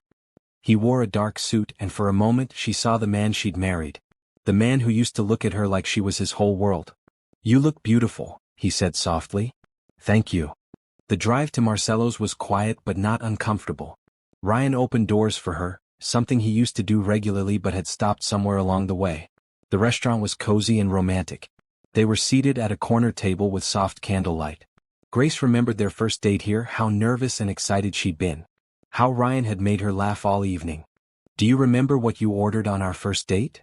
Ryan asked after they'd looked at menus. Chicken marsala. You were so nervous you knocked over your water glass. Grace smiled despite herself. And you pretended you'd done it so I wouldn't feel embarrassed. I wanted to make you feel comfortable. I wanted everything to be perfect because I already knew I was falling in love with you. Grace met his eyes. That feels like a lifetime ago. It doesn't have to. We can find our way back. Can we? We're different people now, Ryan. You've changed. I've changed. Maybe that's okay. Maybe we can fall in love with who we are now instead of who we were then. The waiter took their orders. Grace got the chicken marsala, honoring that first date. Ryan ordered his usual. Tell me about your work, Ryan said when they were alone again. Really, tell me. What do you love about it? Grace talked about event planning. The creativity involved in bringing a vision to life. The satisfaction of creating experiences that mattered. The relationships she built with clients. The impact of working on charity events that raised money for important causes. Ryan listened, asking questions, showing genuine interest. It felt good to be heard. I'm proud of you, he said. I should have said that months ago. Years ago. But I'm saying it now. You're amazing at what you do. Thank you. My mother called me again. She told me I was being an idiot. That I was about to lose the best thing in my life. Your mother is wise. She is. She told me about when she and my dad almost divorced. I never knew how close they came to ending things. But they fought for their marriage. They made it work. They were both willing to try. Both willing to change. I'm willing, Grace. I know I've said that before, but I mean it this time. I'll do whatever it takes. Their food arrived. They ate and talked about easier topics. Memories from early in their relationship. Funny stories from before success complicated everything. For a few hours, it felt like they were just Grace and Ryan again. Two people who'd once loved each other deeply. Driving home, Grace felt confused. The evening had been nice. Ryan had been attentive and kind. But was one good dinner enough to fix years of neglect? At home, Ryan walked her to her guest room door like they were teenagers after a date. Thank you for tonight, he said. Thank you for asking. Can we do it again? Keep trying? Grace looked at her husband. She saw remorse in his eyes. Genuine desire to repair what he'd broken. But she also remembered the pain of months of being ignored. Of being called decorative and unimportant. I need you to understand something, Grace said carefully. I'm not the same woman you married. I'm stronger now. More independent. I have my own career and my own life. If we're going to make this work, it has to be as equals. Partners. Not you tolerating my little hobby while you do important work. I understand. I want you exactly as you are now. Strong and successful and independent. Actions, Ryan. Not just words. Show me you mean it. I will. Every day I'll show you. They stood in the hallway, the space between them feeling smaller than it had in months. Grace wanted to believe him. Wanted to hope their marriage could be saved. But hope was dangerous when you've been disappointed so many times. Good night, Ryan. Good night, Grace. She closed her door and leaned against it. Her heart was torn between wanting to forgive and being afraid to trust again. Only time would tell if Ryan's change was real or temporary. Only time would show if their marriage could be rebuilt. But for tonight, Grace would hold on to the small spark of possibility. The tiny hope that maybe, just maybe, they could find their way back to each other. Over the next 2 weeks, Ryan continued making efforts. He came home for dinner more often. He asked about Grace's work and listened to her answers. He stopped working on weekends unless absolutely necessary. Small changes but consistent. Grace remained cautiously optimistic. She didn't trust completely, but she acknowledged the attempts. Her own career continued flourishing. 3 new clients signed contracts. The hospital fundraiser planning was in full swing. Margaret Summers praised Grace's work at every meeting. The event was scheduled for 6 weeks out, and Grace was determined to make it even better than the Hartman Gala. At the community center, the mentorship program expanded. 5 more teens were paired with professionals. Tisha was thriving, talking about college applications and her future in medicine. Dorothy pulled Grace aside after one session. "You're changing lives here. These kids see themselves differently because someone believed in them. The mentors are doing the real work. You made the matches. You created the structure. Don't diminish your contribution." Grace was learning to accept praise, to recognize her own value. Felt good. One Wednesday afternoon, Grace was at the venue for the hospital fundraiser doing measurements when her phone rang. Helen Caldwell. "Grace, do you have time to talk?" "Of course. Is everything all right? I need to tell you something. Can you meet me for coffee?" They arranged to meet in an hour. Grace finished her work at the venue and drove to the cafe where they'd met before. Helen was already there, looking serious. Grace's stomach tightened with worry. "What's wrong?" Grace asked, sitting down. "I need to tell you about the foundation.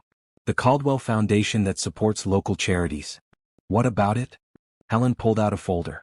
"Ryan's been taking credit for the foundation's work for 5 years. In every interview, every event, every business profile, he talks about his charitable giving and community involvement." "I know. That's normal for CEOs. But Grace, you're the one actually running it." "I looked into the foundation's operations. Every grant decision, every program funded, every community initiative. That's all you. Ryan signs the checks, but you do everything else." Grace didn't deny it. "I help manage it, yes." "Help? You created the entire strategy. I found the original proposal you wrote 3 years ago. The framework for focusing on education and youth programs. That was your vision. But Ryan presents it like it's his work. I never wanted credit. I just wanted the foundation to help people. And it has. You've funded scholarships for over 200 students. You've supported after-school programs in 6 communities. You've provided technology grants to schools in underserved areas. That's real impact, Grace. Impact you should get credit for." "Why are you telling me this?" Helen leaned forward. "Because Ryan needs to see what he's been taking for granted. He needs to understand that his success isn't just his. You've been supporting him in ways he doesn't even recognize. The foundation work makes him look good, gives him credibility in the community. But it's your work, your time, your expertise." Grace felt emotions swirling. Pride in what she'd accomplished through the foundation. Frustration that Ryan never acknowledged it. Sadness that even her charitable work was invisible to her husband. "What do you want me to do with this information?" "Tell Ryan. Make him see that you've been contributing to his success all along. Not just showing up at events looking pretty, but doing real, meaningful work that benefits his reputation and his company." Grace took the folder Helen offered. Inside were documents showing the foundation's growth over 5 years. Programs funded. Impact achieved. All coordinated by Grace while Ryan took public credit. "He probably doesn't even realize," Grace said quietly. "He's so focused on the company that he likely forgot I run the foundation day to day. That's the problem. He should realize. He should know what his wife does and value it. How can you have a partnership when one person doesn't even see the other person's contributions?" After coffee, Grace drove home with the folder on the passenger seat. The documents felt heavy with meaning. Years of work she'd done without recognition or thanks. She found Ryan in his office on a video call. He saw her and held up a finger. Grace shook her head and gestured that she'd wait. She went to the kitchen and made tea, thinking about how to approach this conversation. When Ryan finally appeared, Grace was sitting at the kitchen table with the folder open in front of her. "What's all that?" he asked. "The Caldwell Foundation records. Your mother gave them to me." Ryan looked confused. "Why?" "Sit down, Ryan." Something in her tone made him comply.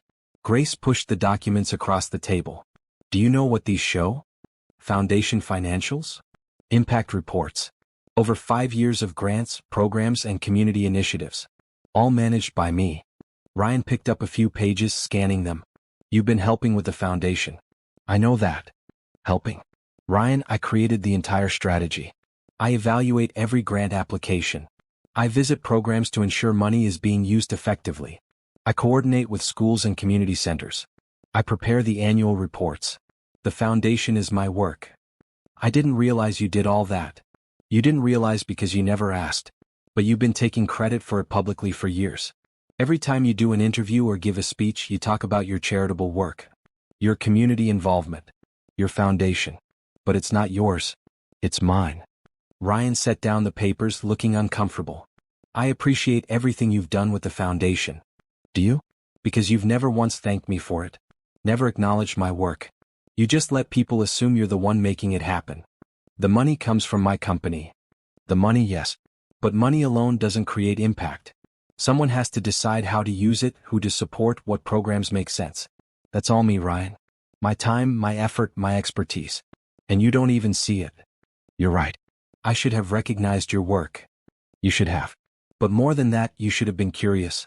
You should have asked questions. Wanted to know how the foundation was doing.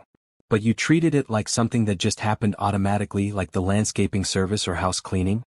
Ryan ran a hand over his face. I've been taking you for granted in more ways than I realized. Yes, you have. And here's what really bothers me. All this time, you've been telling me that I don't contribute meaningfully. That I'm just for show. But I've been supporting your success in ways you didn't even notice. The foundation makes you look good, Ryan. It gives you credibility. Business leaders respect charitable involvement. You've gotten deals because people view you as community-minded. That's partly because of foundation work I've been doing. The truth of it settled between them. Ryan looked at the documents again, really seeing them this time. I'm sorry, Grace. You're absolutely right. I've been blind and selfish. Sorry isn't enough anymore. I need you to actually value what I do. Not just the foundation work, but my event planning career. My volunteer work. Everything. I need you to see me as an equal partner who contributes just as much as you do, just in different ways. I do see that now. Now. After your mother showed me these documents and forced you to confront the truth. But you should have seen it all along. Ryan stood up, pacing the kitchen. What do you want me to do? How do I fix this? Start by being honest publicly. The next time someone asks about the foundation, give me credit. Actually acknowledge that it's my work. And going forward, be involved. Know what we're funding and why. Be a partner in it instead of just the name on the checks. I can do that. And respect my career. My event planning work is just as important as your tech company. Different but equally valid. I'm building something meaningful, and I need you to support it genuinely, not just tolerate it. I will. I promise. Grace stood, gathering the documents. I'm going to hold you to that. No more empty promises. I need to see real change sustained over time. Can you do that? Yes. I'll prove it to you. Good. Because I'm done being invisible in my own marriage. Grace left the kitchen, taking the folder with her. She felt emotionally exhausted but also empowered. She'd stood up for herself. Made clear what she needed. Now it was up to Ryan to follow through. The next day, Ryan surprised her. He posted on social media, something he rarely did for personal matters. I want to publicly acknowledge my wife, Grace, who manages the Caldwell Foundation. Her vision and dedication have made real impact in our community. Over 200 students have received scholarships through her work. Programs supporting youth and education have been funded because of her strategic thinking. I'm proud to support her efforts, but the credit belongs to her. Thank you, Grace, for the work you do. Grace saw the post when Angela texted her a screenshot.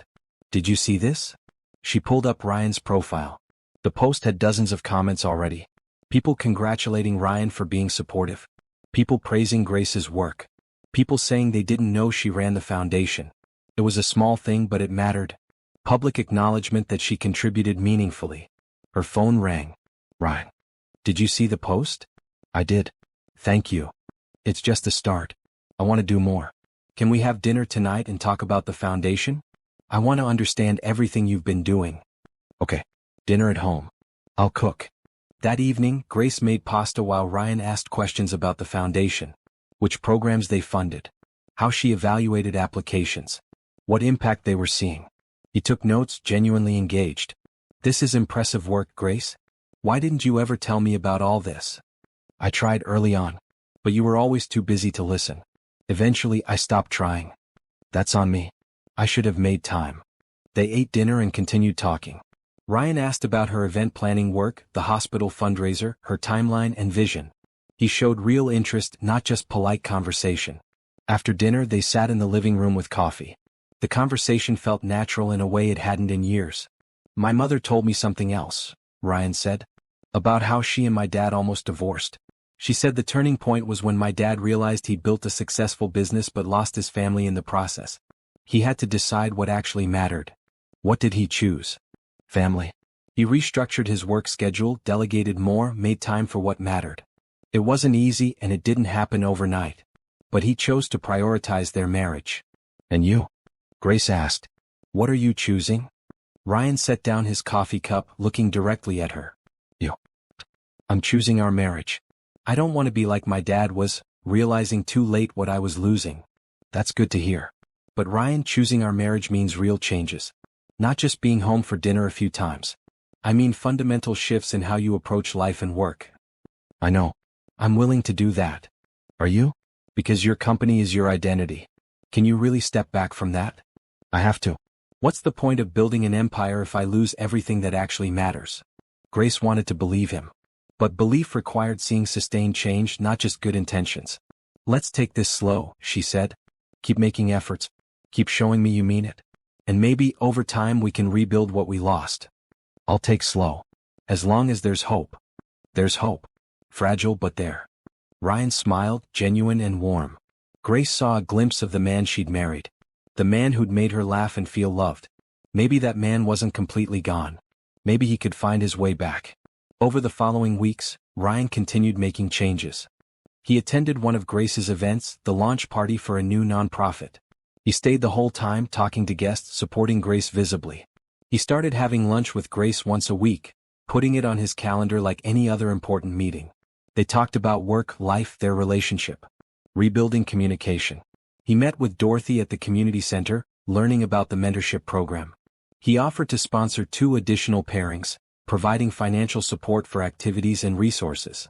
He attended couples counseling with Grace, something she'd suggested and he'd agreed to immediately. The therapist helped them communicate better, understand each other's needs, work through years of hurt and distance. It wasn't perfect. There were setbacks and difficult conversations. But the trajectory was positive. They were trying, both of them genuinely trying. Grace felt cautious optimism growing into something stronger. Maybe hope. Maybe even the beginning of trust again. Her career continued flourishing. The hospital fundraiser was 2 weeks away and everything was on track. Margaret Summers called regularly to express excitement about the event. Grace's life was full and meaningful. She had work she loved, people who valued her, a husband who was finally making real efforts. Things were changing. Slowly, carefully, but genuinely changing. And Grace was learning that she didn't need Ryan's validation to have worth. She had her own value, independent of his recognition. But it felt good to be seen by him again. To be valued. To be loved. Maybe they could build something new. Not the marriage they'd had before, but something better. Something built on mutual respect and genuine partnership. It would take time. But Grace had learned patience. Learned that real change happened slowly. And she was willing to give their marriage that time. Because underneath everything, she still loved him. And now, finally, he was showing her that he loved her too. The Sterling Heights Winter Gala was approaching. This was the same event where, 9 months ago, Grace had overheard Ryan's dismissive comments. The event that had catalyzed her transformation. Now, she was returning as the lead event coordinator. The planning committee had hired Morrison Events to handle the gala, specifically requesting Grace. The irony wasn't lost on her. Last year, she'd attended as Ryan's invisible wife. This year, she was the one making everything happen. Grace threw herself into preparations. The Winter Gala was the biggest social event of the season. 500 guests, including city leaders, business executives, philanthropists. Everything had to be perfect. She chose a winter wonderland theme, but elegant rather than kitschy. Silver and ice blue color scheme. Crystal accents. Soft white lighting that would make the ballroom glow. Live ice sculptures. A menu featuring sophisticated seasonal dishes. Ryan learned about her role when the invitation arrived. His name was on the guest list as a donor and board member. Grace's name was listed as the event coordinator. "You're running the Winter Gala?" he asked, finding Grace reviewing vendor contracts in her room. "Yes. The committee hired me 2 months ago." "That's the event where?" He trailed off, clearly remembering. "Where you called me decorative and useless." "Yes. Same event." Ryan winced. "Grace, I'm sorry. Again. I know I keep apologizing, but I am so deeply sorry for those words. I know. And I've mostly forgiven you. But this event is important to me for obvious reasons. I want to prove something. To myself and to everyone who was there that night. You don't have to prove anything. Everyone already knows how talented you are. Maybe. But I need this. I need to walk into that ballroom as the coordinator, not the invisible wife. I need people to see me differently. They will. I'll make sure of it. The weeks before the gala were intense. Grace coordinated with dozens of vendors. She managed the timeline with precision. She handled guest list issues and seating arrangements. Every detail received her attention. Angela watched her work with admiration. You're in your element. This is going to be incredible. It has to be. This event matters more than any other. Because of Ryan? Because of me. Last year I felt worthless at this gala. This year I want to feel proud. 5 days before the event, Grace got an unexpected call. Nicole Foster. Grace? This is Nicole Foster. I hope I'm not overstepping by calling. Grace's guard went up immediately. What can I do for you? I wanted to apologize. For my behavior these past months. I knew Ryan was married, but I pursued him anyway. That was wrong. Grace hadn't expected this. Why are you telling me this now? Because Ryan made it clear that his marriage is his priority. He ended our personal connection and I respected that. But I feel like I owe you an apology. I was opportunistic and inappropriate. Thank you for saying that. Ryan loves you. That was obvious to everyone except apparently Ryan himself for a while. He talks about you differently now. With pride and respect. I hope you two work things out. After hanging up, Grace felt oddly relieved. Nicole's apology felt genuine. And hearing that Ryan spoke about her with pride meant something. The day before the gala, Grace did a final venue walkthrough. The ballroom was being transformed according to her vision. Silver fabric draped elegantly. Crystal chandeliers sparkled. The space looked magical. Ryan appeared halfway through her walkthrough.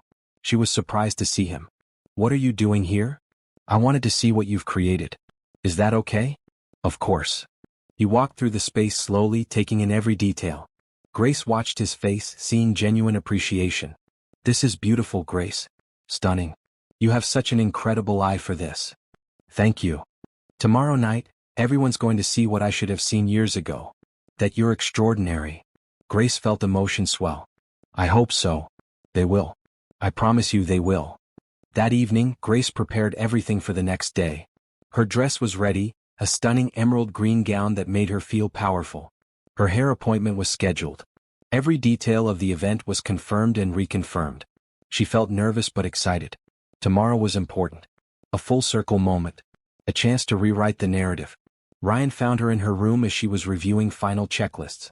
Can I ask you something? Sure. Will you let me escort you tomorrow? Not as your date exactly. But as your husband supporting your success. I want people to see us together, see me being proud of you. Grace considered the request.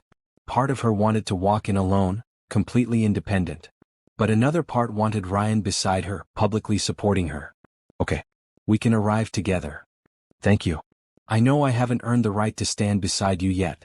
But I'm trying. I know you are. The day of the winter gala arrived bright and cold. Grace spent the morning at the venue, overseeing final setup. Everything came together perfectly. The ice sculptures were being delivered. The catering staff prepared in the kitchen. The band set up on stage. Angela arrived around noon, surveying the space with delight. Grace, this is your masterpiece.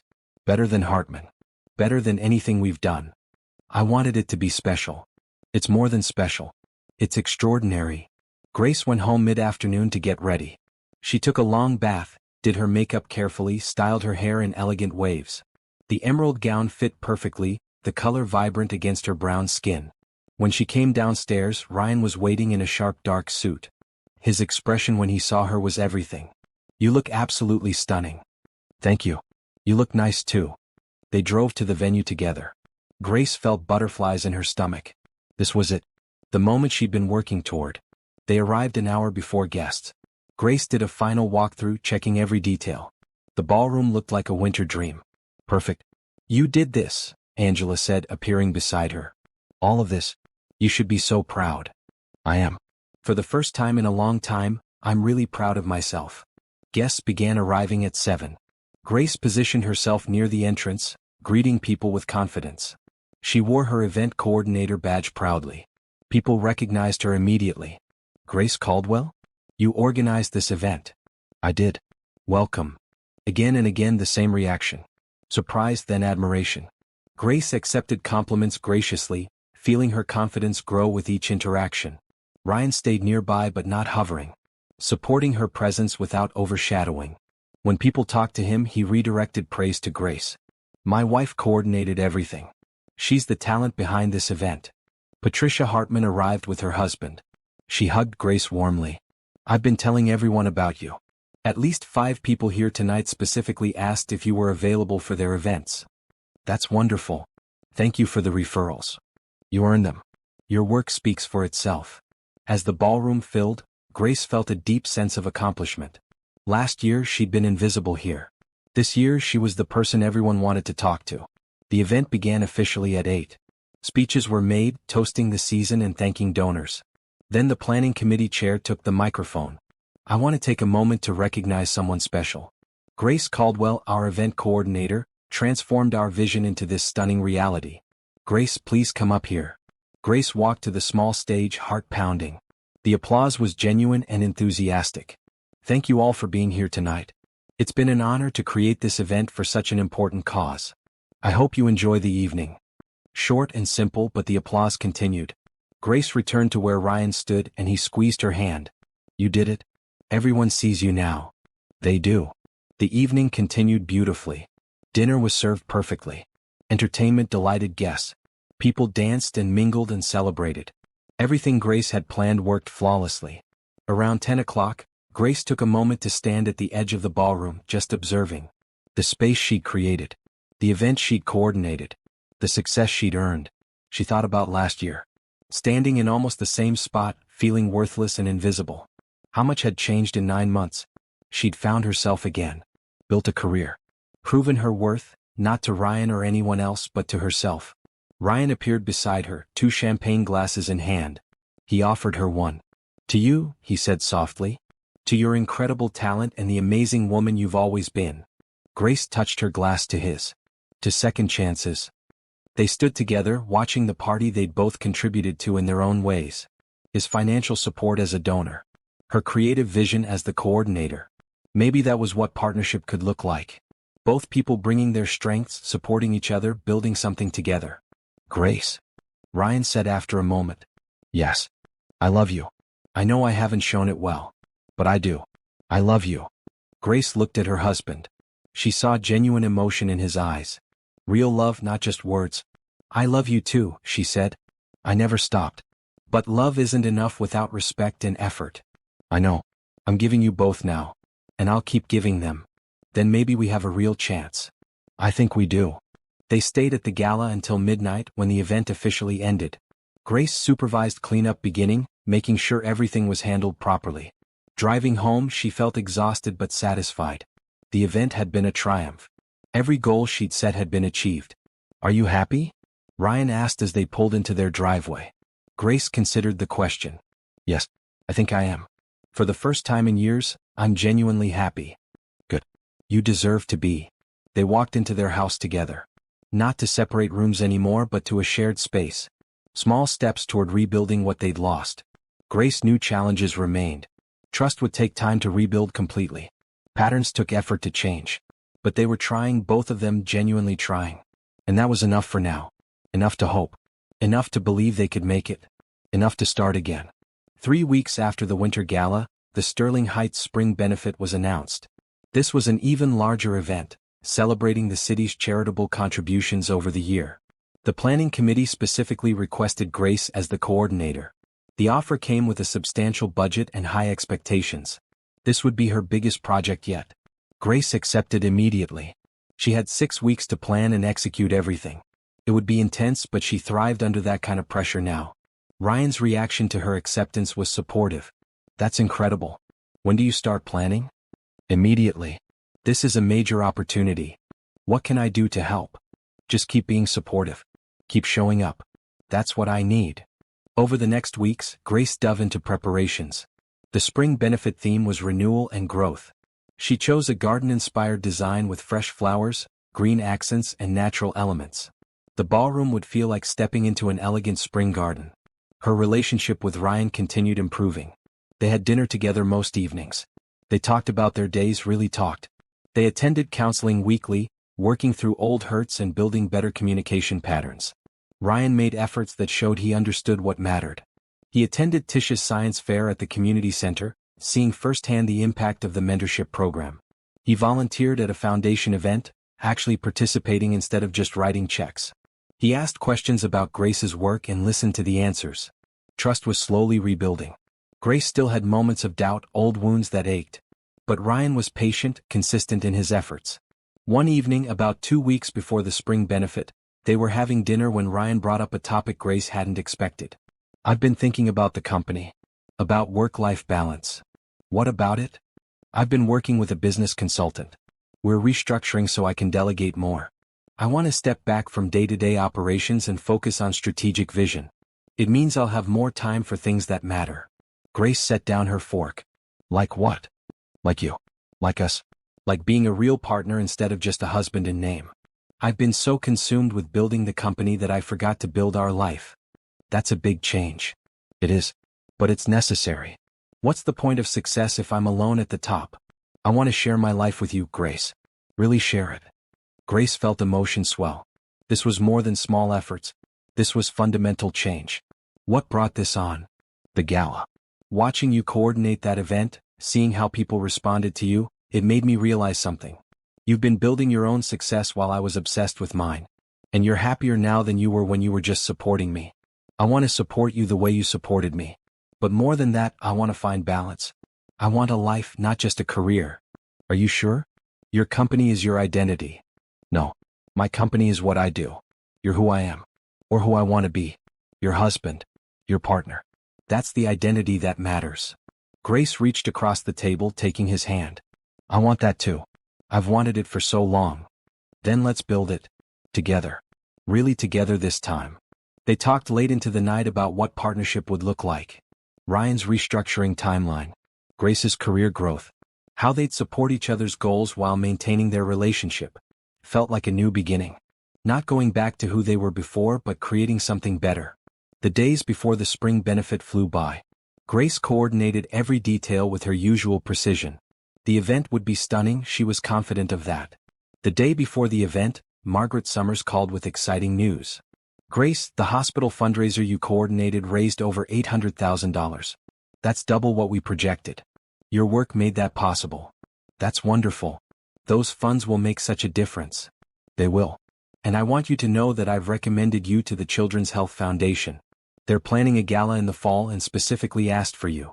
After hanging up, Grace felt pride surge through her. Her work was making real impact. She was building a reputation based on excellence and results. Angela congratulated her when she shared the news. "You're becoming the go-to coordinator for major charity events. That's exactly the niche we discussed. It feels good. Like I'm doing something that matters." "You are. Never doubt that." The night of the spring benefit arrived.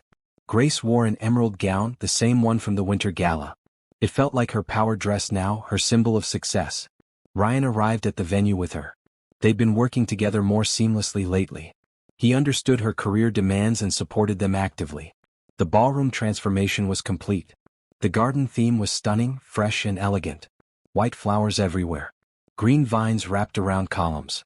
Soft lighting that felt like gentle sunlight. It was magical. Guests arrived to audible gasps of delight. "This is incredible. Who did this?" "Grace Caldwell, she's the coordinator."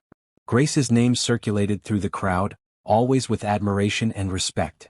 She moved through the event with confidence, greeting guests, checking details, ensuring everything ran smoothly. Ryan stayed nearby, proud and supportive. When people talked to him, he consistently redirected conversation to Grace's achievement. "Have you seen what my wife created here? She's extraordinarily talented." Around 9 o'clock, during the formal program, the benefit committee chair made an announcement. "Tonight, we celebrate the generous donors and volunteers who make our city's charitable work possible. But I want to take a special moment to recognize someone whose work has elevated every event she touches. Grace Caldwell has coordinated 3 major galas this year, each raising record funds for important causes. Her creativity, professionalism, and dedication to meaningful work deserve recognition. Grace, please come up here. Grace walked to the stage, surprised and touched. The applause was warm and genuine. Thank you. I'm honored to do this work. Every event I coordinate is about more than beautiful spaces or elegant dinners. It's about bringing people together for causes that matter, raising funds that change lives. That's what makes this work meaningful. Thank you all for trusting me with your events. As she returned to her seat, Ryan stood and hugged her. I'm so proud of you. Do you know that? So incredibly proud. I do. Thank you for being here. I'll always be here. From now on, I'll always be here. The evening continued successfully. Entertainment delighted guests. Donations exceeded projections. Everything Grace had planned worked perfectly. Around 11, Grace stepped out onto the venue's terrace for a moment of quiet. The event was nearly over, another success to add to her growing list. Ryan found her there, bringing her a glass of champagne. Taking a break? Just catching my breath. It's been intense. You make it look easy. But I know how much work goes into each of these events. They stood together, looking out at the city lights. Grace felt contentment settle over her. Her life was full and meaningful. Her marriage was healing. She was happy. Grace, Ryan said after a moment. Oh, I have something to ask you. Or maybe something to tell you. I'm not sure which. Grace turned to face him. What is it? These past months, watching you build your career, seeing you find yourself again, it's made me realize something. I don't want to just be married to you. I want to be worthy of being married to you. Ryan, let me finish. I've been a terrible husband. Neglectful, dismissive, blind to what mattered. You deserved so much better. You still deserve better. But I want to be better. I want to earn the privilege of being your partner. Grace felt tears threaten. You're doing that. You've been trying so hard. I want to do more. I want to recommit to our marriage. Really commit. Not just words or temporary efforts, but a genuine dedication to being the husband you deserve. Ryan pulled a small box from his jacket pocket. Opening it, Grace saw a ring. Not an engagement ring, but a band with emeralds and diamonds. This is a promise. That I see you. That I value you. That I'm choosing you every day, not just today but for the rest of our lives.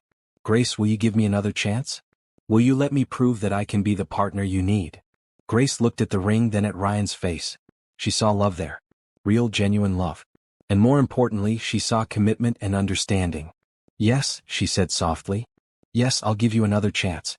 Give us another chance. Ryan slipped the ring onto her right hand, next to her wedding band. Thank you. I won't waste this opportunity. I promise you that. They kissed, tender and full of possibility. When they pulled apart, Grace was smiling through tears. We're really doing this. Starting over. Not starting over. Moving forward. Building something better than before. They went back inside together. The event was winding down, guests beginning to leave. Grace supervised the start of cleanup, but her mind was partly elsewhere. She and Ryan were rebuilding their marriage. Really rebuilding it. With honesty and effort from both sides. It wouldn't be perfect. There would still be challenges and difficult moments. But they were committed. Both of them genuinely committed. And that made all the difference. Driving home that night, Grace looked at the ring on her finger. A symbol of recommitment. Of second chances. Of love that had survived neglect and distance to find its way back. Are you happy? Ryan asked again, the same question he'd asked months ago. This time, Grace's answer was immediate and certain. Yes, I'm happy. Really, truly happy. Good. That's all I want. Your happiness. I want yours too. We both deserve to be happy. Then let's make sure we are. Together. They arrived home to the mansion that had felt cold and empty for so long. But tonight it felt different. Warmer. Like a real home. They went inside together, not to separate rooms but to their shared space. Small steps that felt monumental. Grace changed out of her gown and looked at herself in the mirror. She saw a woman who was strong and successful. A woman who knew her worth. A woman who'd found herself again after being lost for so long. And beside her, supporting her, was a man who finally understood what he had. Who valued her. Who chose her. It was enough. More than enough. It was everything. 6 months after the spring benefit, Grace stood in the same community center where Dorothy had first encouraged her to reclaim herself. Today was special. The mentorship program was celebrating its 1-year anniversary. 15 teens had been paired with professionals. Success stories abounded. Tisha had been accepted to a prestigious university with a full scholarship. 2 other teens had secured internships in their fields of interest. Lives were changing. Dorothy stood beside Grace as they watched the celebration. Parents, mentors, and teens mingled, sharing food and stories. "You did this," Dorothy said. "You created something that's transforming lives. We all did it together. But you had the vision. You made the connections. You believed these kids deserved opportunities and you made those opportunities happen." Grace felt pride and gratitude swell inside her. This work mattered. It changed lives in tangible ways. Ryan appeared carrying 2 cups of punch. He'd been talking with Dr. Kennedy and Tisha, hearing about her college plans. "That young woman is going to be an amazing doctor," he said, handing Grace a cup. "She's so focused and determined. She just needed someone to believe in her. Like you did. You saw her potential when she couldn't see it herself." The celebration continued with speeches from several teens. Each one thanked their mentor and the program for changing their perspectives on what was possible. When Tisha spoke, her voice was strong and clear. "A year ago, I didn't think I was smart enough for college. I definitely didn't think I could be a doctor. But Mrs. Caldwell believed in me. She paired me with Dr. Kennedy, who showed me that my dreams were possible. Now I'm going to university to study medicine. I'm going to be a doctor. Because someone believed I could." Grace wiped tears from her eyes. This was impact. Real, meaningful impact. After the celebration, Grace and Ryan drove to their favorite restaurant. The Italian place where they'd had their first date and their reconciliation dinner. Over pasta, they talked about the mentorship program, Grace's upcoming events, Ryan's company restructuring that was going well. Their conversation was easy, comfortable. Like old friends who genuinely enjoyed each other's company. Which, in many ways, they were becoming again. "I have news," Ryan said as they were finishing dinner. "Good news?" "I think so. I was approached about speaking at a business conference. They want me to talk about work-life balance and the importance of partnership and success." Grace smiled. "That's perfect for you. What are you going to say?" "The truth. That I nearly destroyed my marriage by prioritizing work over everything else. That my wife's success and happiness matter as much as my own. That real success isn't just financial, it's having a life worth living." "That's honest. It needs to be. If I can help even one person avoid the mistakes I made, it's worth being vulnerable." They held hands across the table, a simple gesture that meant everything. Connection. Affection. Partnership. The next week, Grace coordinated another major event. This one was for the Children's Health Foundation, the referral from Margaret Summers. 500 guests, massive fundraising goals. Ryan attended as her supporter, not just a donor. He helped with last-minute details. He greeted guests beside her. He publicly praised her work. "My wife organized this entire event," he told anyone who asked. "She's the most talented event coordinator in the city. I'm lucky she married me." The event raised over $1 million. Grace's work was directly responsible for that success. Her vision, her coordination, her ability to create meaningful experiences that inspired generosity. After the event, the foundation director offered Grace an ongoing position as their director of special events. A permanent role coordinating all their major fundraisers. Grace accepted gratefully. It was the perfect position, combining her love of event planning with work that made a real difference. Angela celebrated with her, genuinely happy for Grace's success even though it meant she'd be leaving Morrison Events. "You've outgrown what I can offer," Angela said without resentment. "This is where you're meant to be. Doing work that changes lives. I couldn't have done any of this without you. You believed in me when I didn't believe in myself. You just needed a chance to remember who you were. I'm glad I could give you that." At home, Ryan suggested they celebrate Grace's new position properly. He planned an entire evening, her favorite restaurant, a show she'd been wanting to see, a late-night walk through the park where they used to spend time early in their relationship. "This is your success," he said as they walked hand in hand through the autumn leaves. "Your achievement. I want to celebrate you. Thank you. For supporting me. For seeing me. Always. From now on always." They sat on their favorite bench, the one where Ryan had proposed years ago. The memory felt distant but also present, connecting who they'd been with who they were becoming. "Do you remember proposing here?" Grace asked. "Of course. I was terrified you'd say no. I didn't hesitate. I knew you were the person I wanted to spend my life with.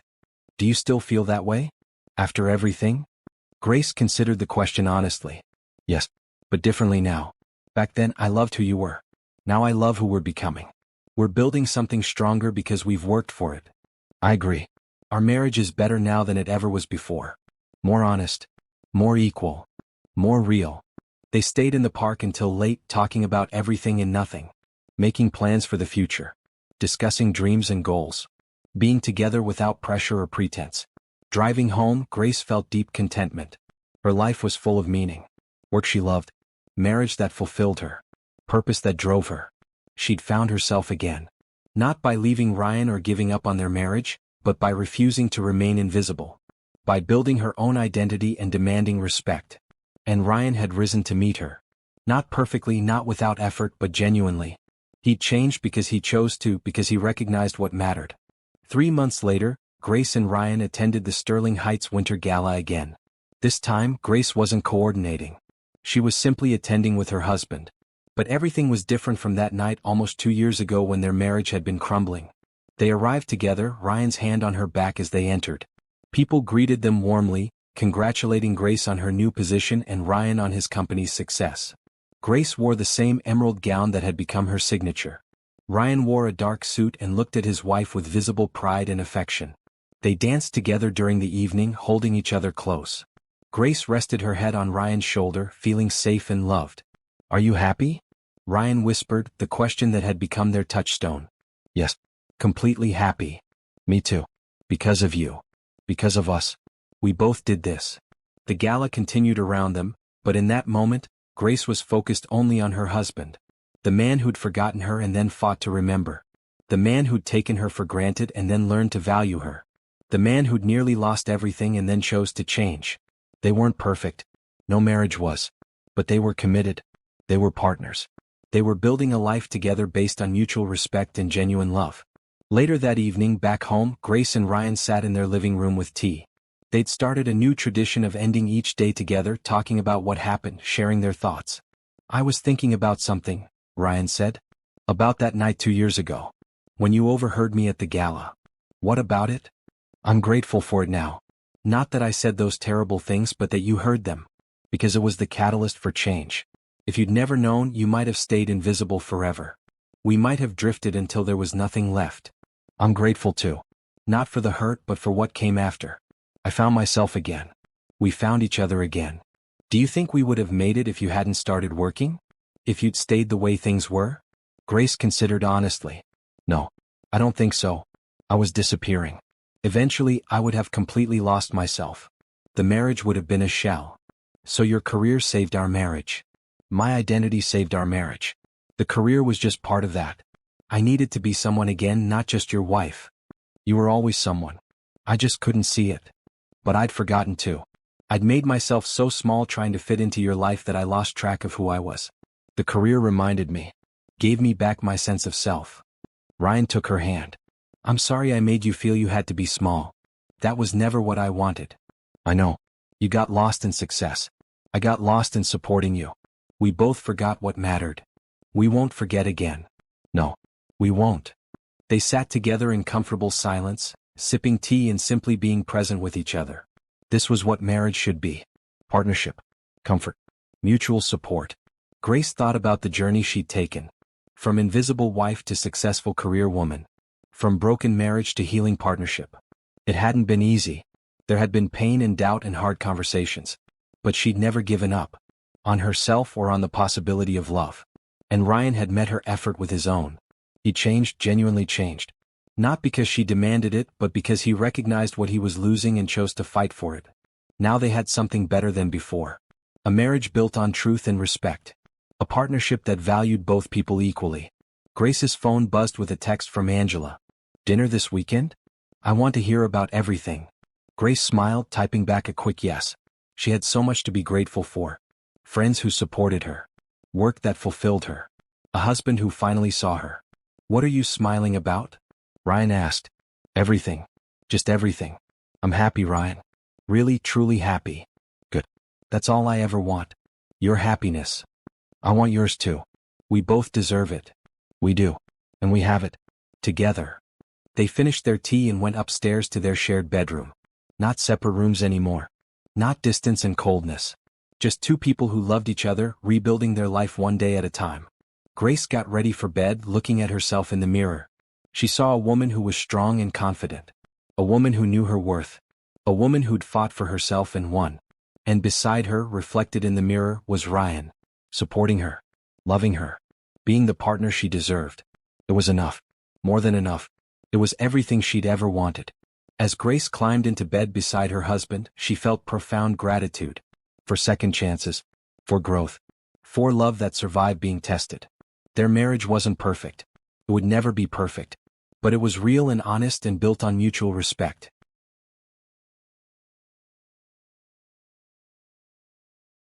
And that was worth more than any fairy tale. "I love you," Ryan said, wrapping his arm around her. "I love you too."